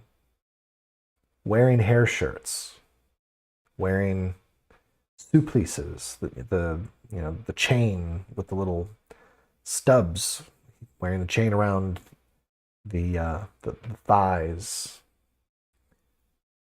doing the discipline, the traditional discipline, whipping himself. Saint Faustina, in her diary, describes the formula for which the sisters of her convent would do the discipline. And it sounds pretty mild compared to some of the more medieval examples that we have. Now, this all keeps coming up in prayer, especially when I'm praying the rosary.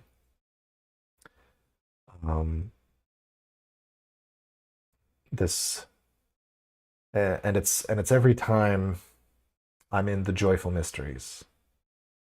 And in the joyful mysteries, we have what? The Annunciation, the Visitation, and the Nativity. And for whatever reason, on those three mysteries in particular, I keep coming across this. I keep sort of getting an admonition. It's like I feel like I'm getting an admonition from like guardian angel, from the Blessed Mother, whom I'm consecrated to. And it's like it's almost like Mary saying, it's like, look, like you've already talked about how important the Annunciation and the Visitation is. You've already talked about it. You understand clearly. You've got a grasp of it. Are you finally gonna get up and actually go and do your visitation? You've had your Annunciation for 30 years, 35 years.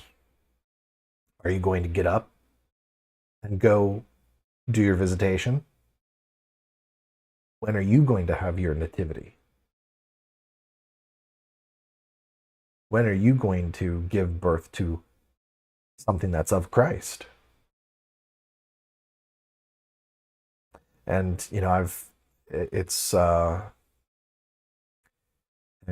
all of this is coming. It seems to be coming about because we have this encroachment. We have this encroachment. The original version of the thumbnail for this video was supposed to be the power plant from the Matrix, sort of like with Our Lady put somewhere amongst the towers of all the embryos. Didn't work out. The color palette was was not working out. So, but the Matrix is a rather extreme example. We've also got season 1 of Black Mirror. You look at season 1 of Black Mirror, I think it's the episode called something 40 million credits or something like that, um, where everyone just seems to be living inside of a data center. And what are they doing? They're providing all the power. They're getting on their little stationary bikes and they're pedaling for 12 hours a day. Go home to a room that's nothing but screens, playing advertisements, playing stupid little Candy Crush games. Right? So this is basically what awaits us. It can go one of two ways. It could be like that Black Mirror episode, or it could be like the Matrix. If Zuckerberg has his way with the metaverse, it'll be like the Matrix. Everyone else, maybe it'll be like Black Mirror, where we all just sit on stationary bikes and all of us collectively as uh, as livestock provide power to this homunculus of an entity that we've constructed for ourselves. It's like I say in the description of the video, it's a digital homunculus. This AI, all of these large language models, algorithms, whether it's Palantir. Speaking of Lord of the Rings references,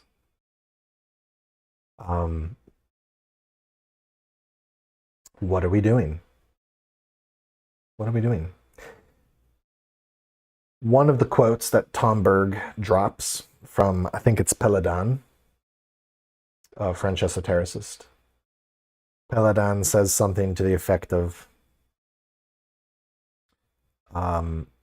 there is an exact equivalent between occult science and industrial science and industrial engineering.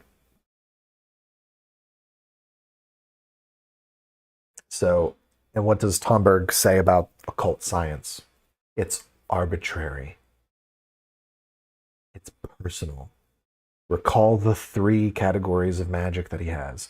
Sacred magic, God's will be done. Arbitrary magic, my will be done. Sorcery, the will be done of something that I do not know or do not understand. That's the difference. And the tech bros are, it may have started out as arbitrary magic. Their will be done. They created the algorithm. They created the algorithms. They created the models. And then they turned them on. And it's like the electricity animates them. And one thing that's interesting, to kind of go off of Dave Tsunami's chat about Tom Berg's ideas on electricity and friction and how it applies to AI and data centers. How often does Tom Berg relate electricity with the Ouroboros? And think about how he describes the Ouroboros and just the symbolic language of the closed loop. Electricity operates off of the substrate of a closed loop, the closed loop being the circuit, right? And then depending upon how depending upon the construction of the circle, right? It's the magic circle. Electricity is like a ephemeral magical circle. And these AI algorithms have been conjured out of they've been conjured within the circle. Um, and so now we have these.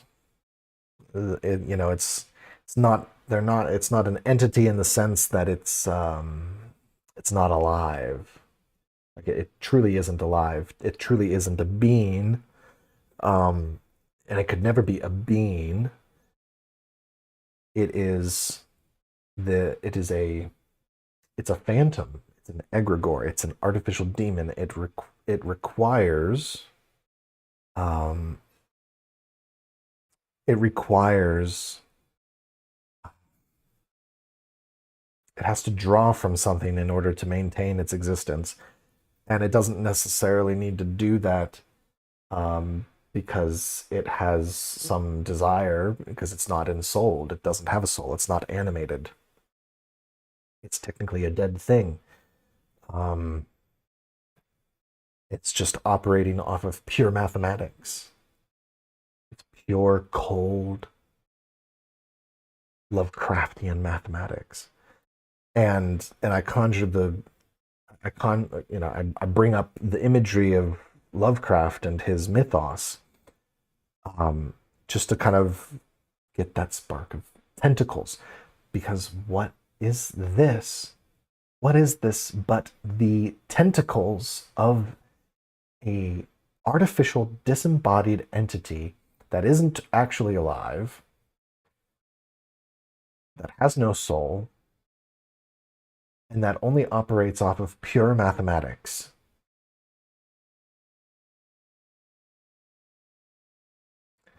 Um, and it's perfectly open and free to demonic influence. There's nothing preventing demonic influence um,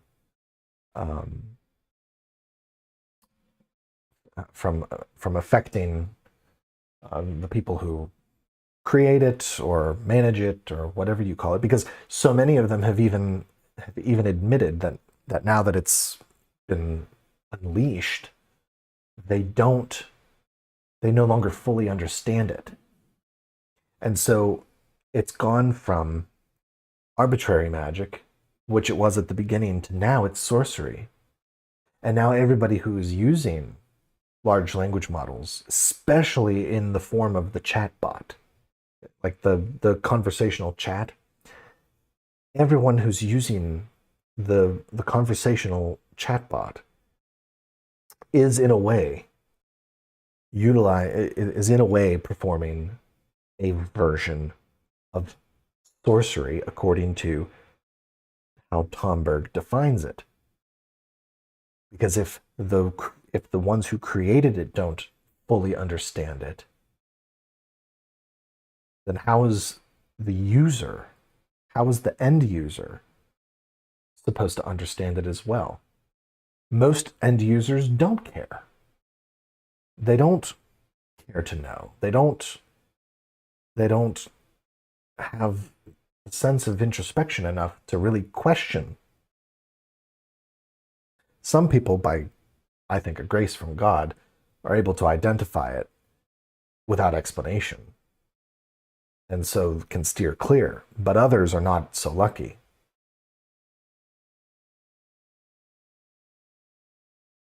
And so now this entity, this this artificial demon that has been conjured, this egregore that has been conjured,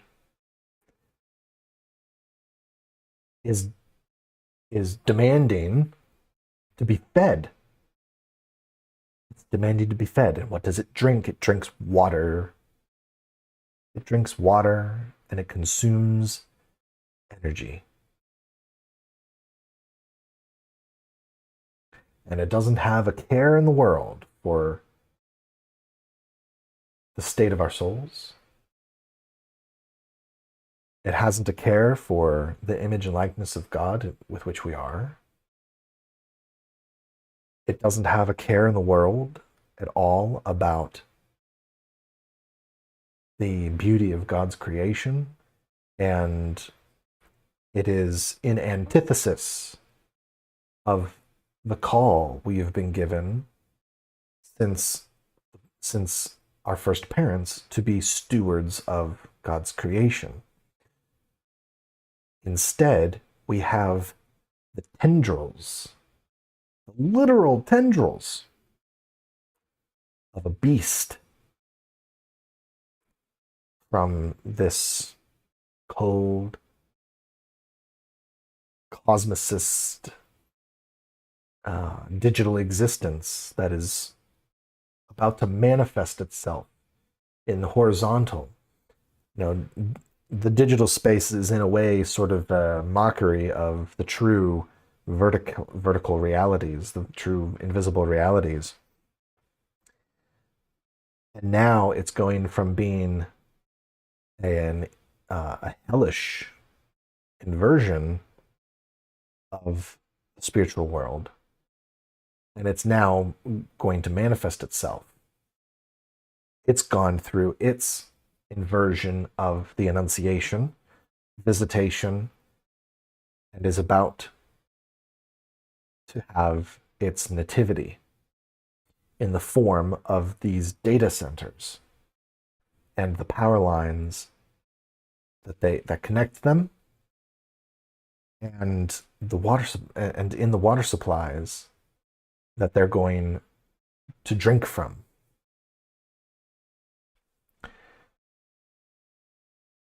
And so I ask again, what are we doing? We're on this channel. We're on this channel because we believe in the creed.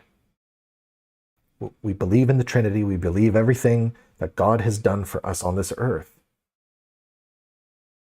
We believe, and with that comes belief in the efficacy of prayer. And belief in the promises that we were given by our Lord and Savior, as well as those given to us by the Blessed Virgin later on.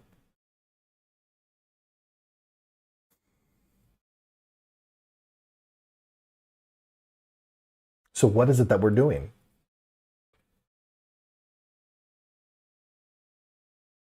If you're not familiar with the book Jonathan Strange and Mr. Norrell by Susanna Clarke, fantastic book. Mr. Norrell is a character that stands out amongst some of the initial figures we're introduced to, because all these initial figures, all they ever do is they talk about magic. They theorize about magic. They read all the magical literature. They read all the spell books, and they have their theories about everything. And then Mr. Norrell shows up, and he actually does magic. He actually is really frustrated with all these blokes at the clubs, and decides to demonstrate to them how much of a charlatan they are. So, again, what are we doing? What are we doing? Are we going to be keyboard warriors and just share the right stories on Instagram, share the right reels, share the right TikToks? Are we gonna like and share the videos that we agree with when it comes to this topic? Are we going to, similarly, are we going to just sit and consume YouTube videos about the spiritual life and growth in holiness and the purgative, illuminative, and unitive ways? We're just going to listen to podcasts about contemplation and the Jesus prayer, about hesychasm, about the rosary? Or are we going to actually do these things?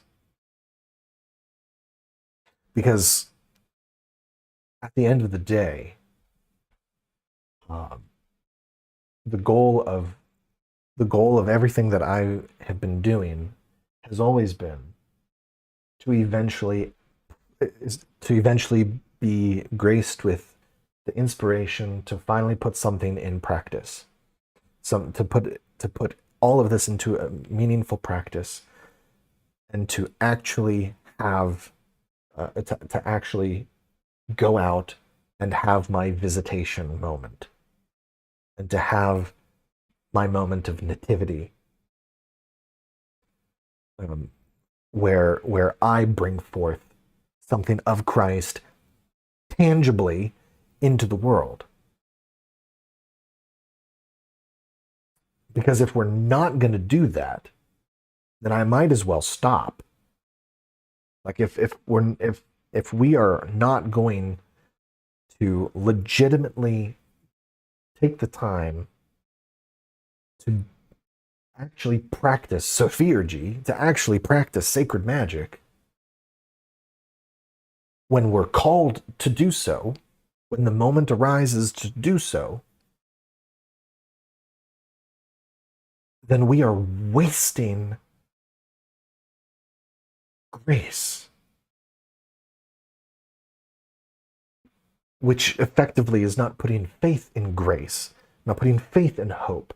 It's implicitly despair to not actually embody and manifest that which we receive with our ears, that which we receive through contemplation, through meditation, through prayer.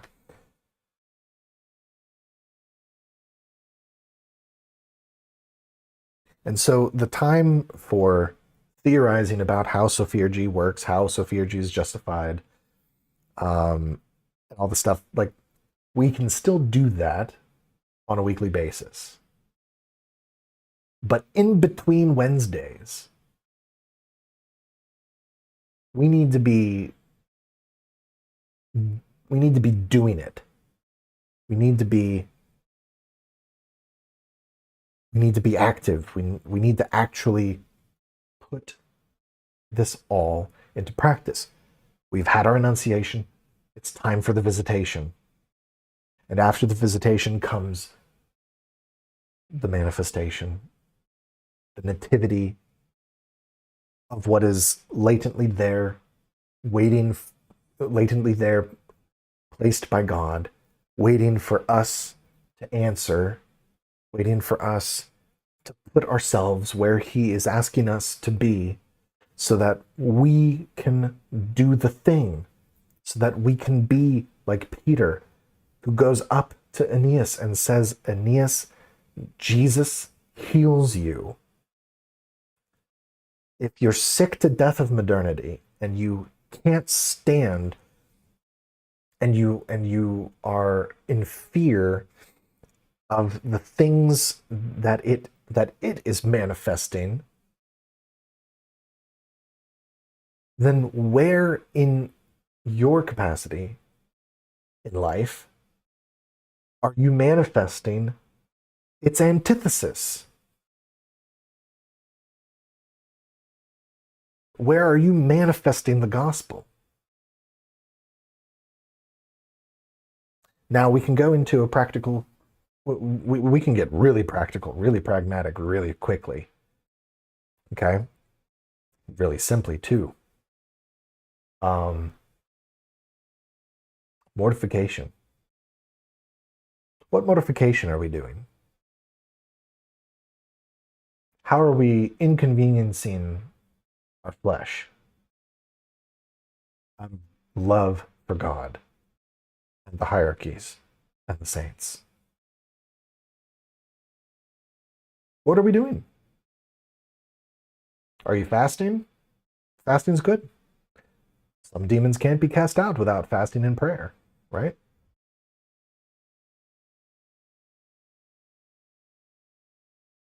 But are you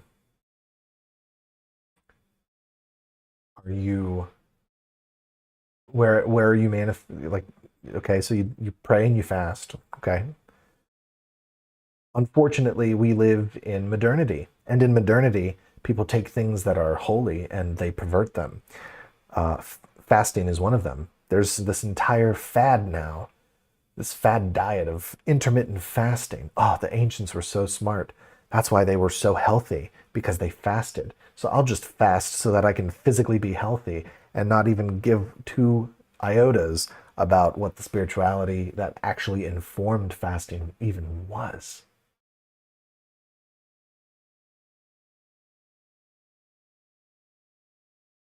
So my my brother, my one brother, he's been trying to stir us um, to take, to be more cognizant of what's happening and the opportunities that are coming up for us to go and have our voices heard.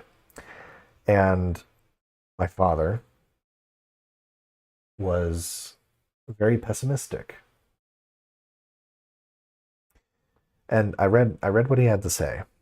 We have a group chat, a family group chat, since we're kind of spread out now.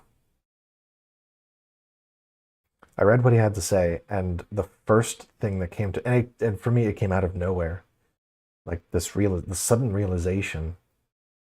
On the one hand, there was a sense of betrayal, a sense of betrayal concerning um, concerning praxis of the faith. And I read his retort, and his retort was basically, given all the little talking points about, oh, isn't it funny how all the Democrats you younger children of mine voted for? In fairness, I didn't vote for any Democrat whatsoever. It's beside the point. But he's always trying to score political points with my younger siblings who tend to vote more liberally.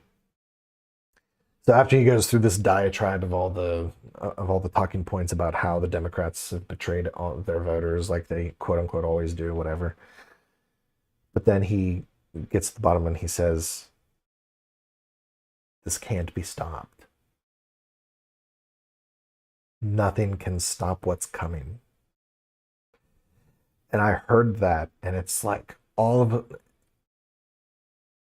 of a sudden something came over me, and it wasn't what I didn't feel provoked. I didn't feel triggered. Like I said, I felt betrayed.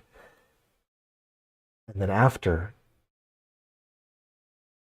I felt what I can only describe as my heart was literally burning. It was literally burning. I had spent all day meditating on the Sacred Heart. And all of a sudden my heart is burning. It's burning with sadness for my father and his unbelief. What is his unbelief? He says it can't be stopped. He says that the manifestation of this diabolic conjuration of some disembodied, lifeless, abstract egregore can't be stopped. And somehow or another, something in me recognized that's not true. Because otherwise, what have I been doing on this channel? Like, not just again, the channel is a journal. This is a journal. This is a place for me to get my ideas down, first and foremost. And for 4 years, I've been talking about this coming, like this sense of some coming era in which the truly miraculous is going to come again in order to counteract the antithesis of the miraculous, which is the arbitrariness of occult science and industrial engineering.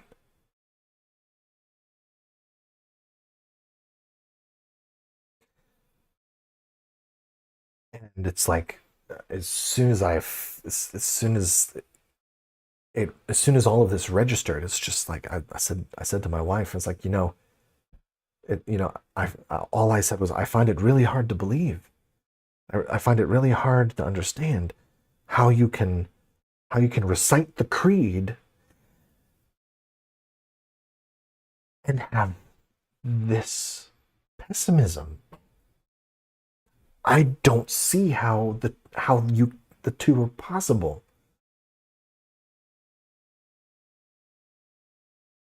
The Gospels are not pragmatic. The Gospels are not purely rational. There is rationality within them, But there's also not an irrationality, but a supra-rational. There's a supra-rationality. There's a rationality in the Gospels, in the Scriptures, in tradition that is transcendent because we cannot know the mind of God. And so long as we cannot know the mind of God, we can claim rationality all we want about anything, practicality about anything. The things we think are practical or pragmatic or realistic are not super realistic. They're not super pragmatic. They're not super rational. Because from the standpoint of eternity, from within the mind of God, all of our conceived notions of what is rational, pragmatic, and realistic are straw, to borrow from St. Aquinas. It's all straw, comparatively. And this is why there's mystery. This is why there's paradox. This is why there are things that the apostles can't make sense of right away until the Holy Spirit shows them. It's why we're gifted the Holy Spirit. The Holy Spirit is the person who comes to console us in our pessimism, in our disbelief, in our lack of hope. Because it's by the Holy Spirit and the seven gifts of Him that we are able to catch just slivers of glimpses of this supra rationality, which again is little glimpses of the true sight according to the whole. I mean, the way God sees everything is truly the sight according to the whole. And we only have access to it through grace, through the sacraments, through the teachings of the church, and through our ascetic and devotional lives, through our prayer rule, through our interaction with the supernatural. And so I was really struck. My heart burned with this realization that how can you recite the creed and not believe that acts of prayer and acts of corporal reparation and mortification can't bring about actual change? Did Peter heal Aeneas or not? Did Jesus raise Lazarus from the dead or not? Did he heal the sick or not?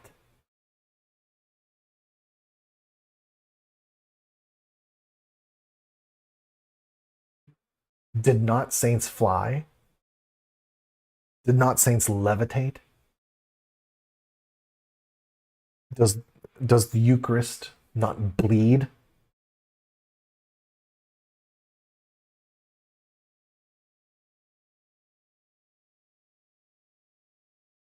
So,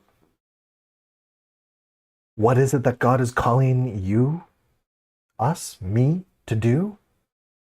To make a stand and to do this. What is this? This is not strictly,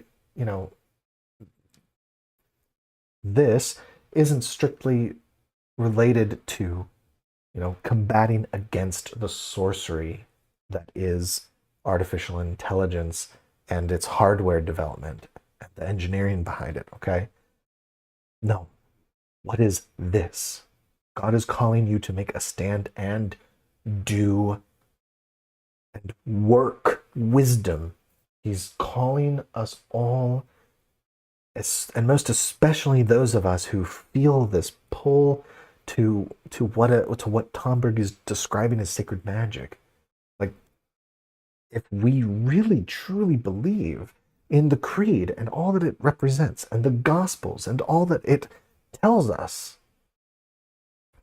then we should know that we, with our faith and by virtue of our baptism, and especially by virtue of our confirmation and the frequenting of the sacraments, we should be capable of making our visitation and having and having a nativity of something, of giving birth to something, of giving birth to Christ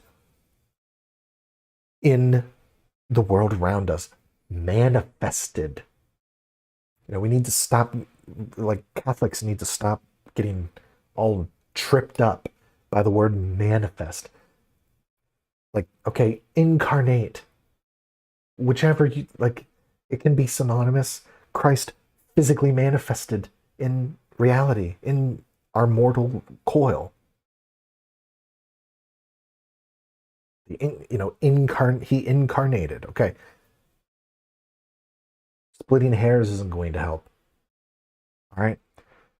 We're called to manifest. We're called to incarnate Christ. We're called to be united with him.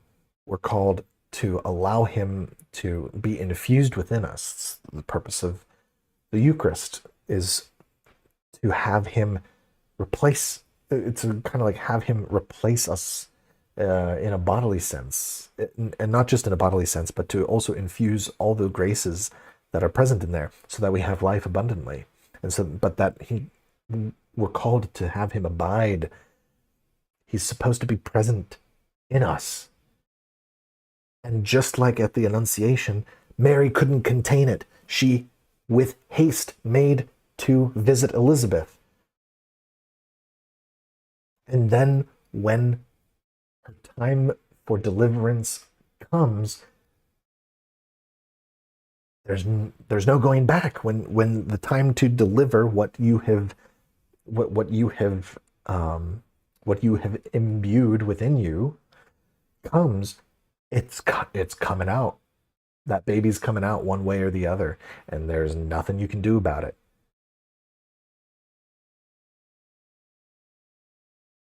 So we need it's time for us now more than ever to it's time to start performing sacred magic. It's just time. Make sure you are doing silence, meditative silence,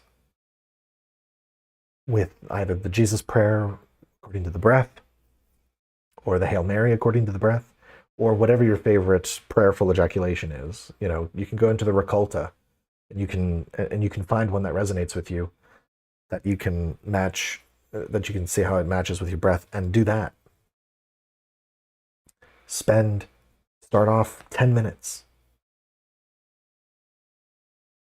Just, and try to maintain the silence. Focus on just, not focus, but just observe your breath, observe the prayer, maintain the prayer coherently, silently in your head. Start off 10 minutes, then work it up to 30, get to an hour, and do this every day in the morning. And then from there, you will start to see the rest of your prayer life. You will notice that your attention to prayer and to what you're saying, you'll start to feel that you mean it more. And on occasion, you will be brought to tears. I guarantee you will be brought to tears every once in a while. Every once in a while, you will mean that prayer so much that you're just a wreck. But not really a wreck. You're still intact. In fact, you're vivified. You're vivified even if it looks like you just blew your nose through an entire box of tissues from all the weeping that you did. And then once, and go to communion. Go to communion with that. Receive our Lord with that disposition. And then you'll trust me, you'll be a wreck then too. Speaking from personal experience. We have to keep that up. We have to keep it up. We can't just we can't just keep it all intellectually cogent. It can't remain an intellectual assent that we have. Oh, yes, that theory is that particular formulation of such and such theology. Yes, that makes perfect sense to me. Perfect sense, capital sense. And that's all I need to worry about is knowing that that makes sense. And I'm like, that's not the faith. That's not Sophiergy. That's not sacred magic. So for me, my opportunity has come. Not that it's an opportunity that I've been like looking for. This is not something that I've been looking for. This is something beyond me. And just every time that I think about it, my chest burns, and I get a little teary eyed. I'm not gonna lie. Um, because I can tell that is my fight or flight, my natural fight or flight response. I'm having my agony in the garden moment, because what comes after the agony is the scourging of the pillar. So like I can tell there's a scourging coming somewhere down the line. I don't know how. I don't know what. Um, maybe it might just be a minor public embarrassment. Um, and so that's something that I need to pray, hopefully overcome. And I have this inkling suspicion that having done this YouTube channel for 4 years has maybe contributed to in a way that it will be an aspect that God might use, I pray, to help get me past that fear of human respect. Um, so yeah, the time for sacred magic is now. The time for miracles is now.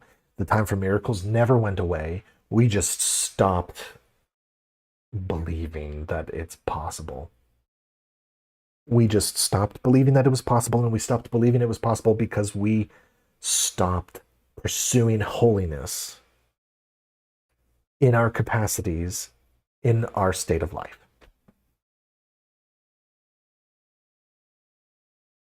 And so I pray that all of you will join me. Not specifically in the case of all the AI stuff. I'm just using that to illustrate how sorcery is having a field day manifesting its desires. Sorcery and arbitrary magic are ruling the day today. Governments are using Giordano Bruno's conceptions of what magic is to manipulate everybody. They're going to be using they're basically using these hyper centers in order to process the vast amounts of surveillance data. That's what these are for. Why do you think there's such a concentration of them in Northern Virginia? Why is there one in Farmville? Huh? Why are there some on the other side of the mountain of Charlottesville? There's a huge intelligence community in Charlottesville. Huge. I know this because I've taken care of some of the former CIA guys that are up there. And sometimes I kind of half joked, is like, am I going to leave my home visit with you alive? Because, man, when they start getting dementia, they are loose lips. Loose lips. Um, so yeah, yeah. The time for theorizing, the time for the time for breaking down the fundamentals and understanding the fundamentals of Sophurgy or sacred magic. It's not that it's over. We can always go deeper as as we as we walk this path. But uh, the time for basics is over. It's go time, and if we don't do our part um, as members of the body of Christ, then what use are we? We're like salt that's lost its flavor.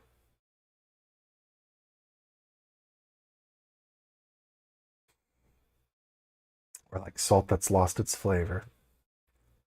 Like, yeah, ration. Yes, Jacobite. That's right. It's ration. This whole like stewing in intellectual theorems and assenting to them is rationalism. It's when you're stuck in your head and you can't get out. Um, Thanks, Descartes. Thank you, Descartes. Oh, Lord, God bless us all. But um, yeah, real quick, just so that we don't forget, when we finally are given the inspiration to follow God where He wills us to perform these works. Remember, remember, and hold the face of Christ in the face of everyone you interact with. Even though Christ was harsh towards the Pharisees and the scribes, He wasn't harsh because He hated them. He lamented their hardness of heart, and it wounded Him that they couldn't get it. It was painful for Him to see the very people who should have been the first to recognize Him not. Of course, He understood that that was prophesied, right? So He didn't despair of it because He knew that it was prophesied. But still,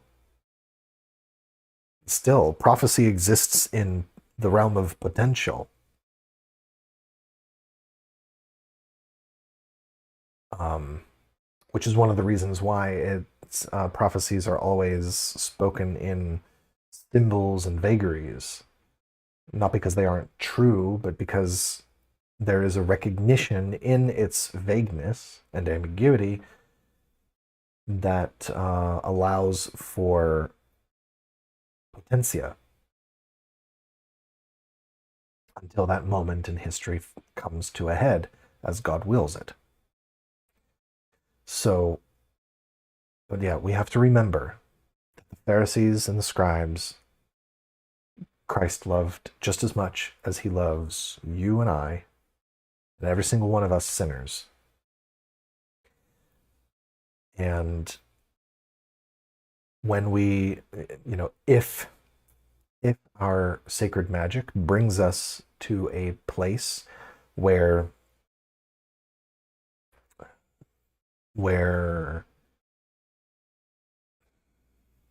you're confronted with someone who is wrapped up in all kinds of evil unknowingly, unwittingly,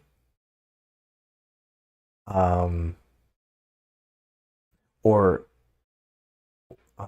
within their confusion and their subscription to the ideology that they hold, you still, even if you have to be firm with them and stern, you have to do it in a spirit of love because that's how Jesus did it with the Pharisees. He loved them. And so how do you feel when someone that you love just won't get it and seems to refuse to get it? Yeah, you might have to be a little stern in your words with them. The way that Christ spoke to them was to try to shake them out.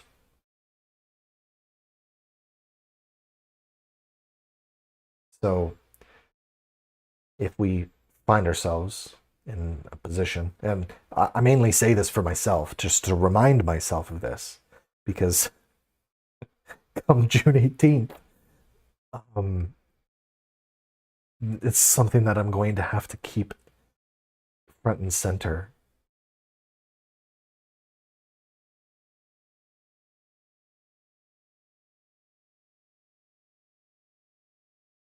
Because otherwise I won't. Like if I rely on myself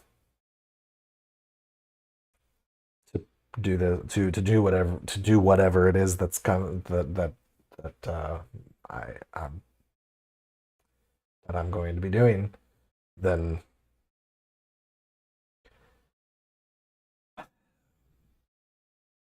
I'd bungle it. Left to my own devices, I would screw it up. And so, please pray for me. Um, and I only bring all this stuff up because um, it's it also relates to what I'm going to be doing on the 18th. Um, and so pray about it. And I would also say, if you do live in a community,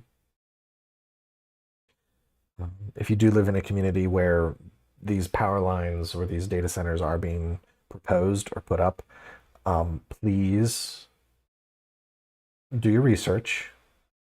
Pray. Pray.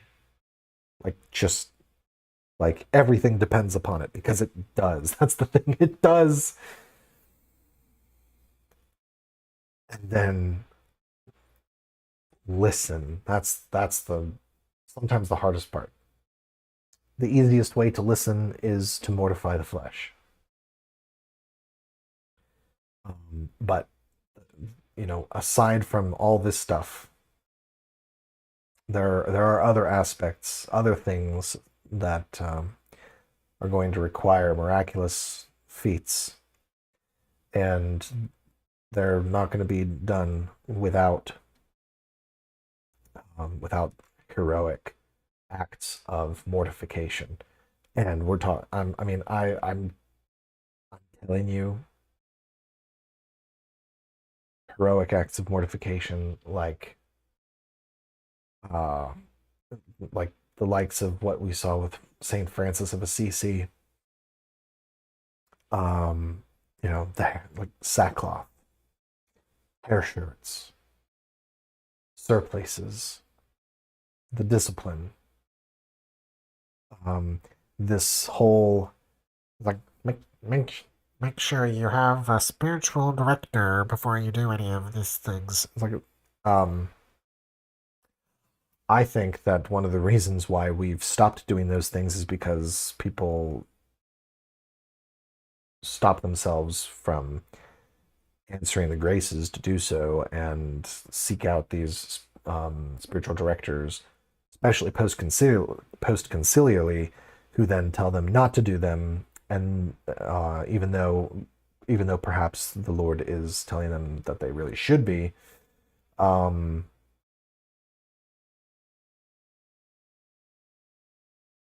and so we wonder why we have such an issue with sex abuse scandals amongst the clergy, uh, and pornography use.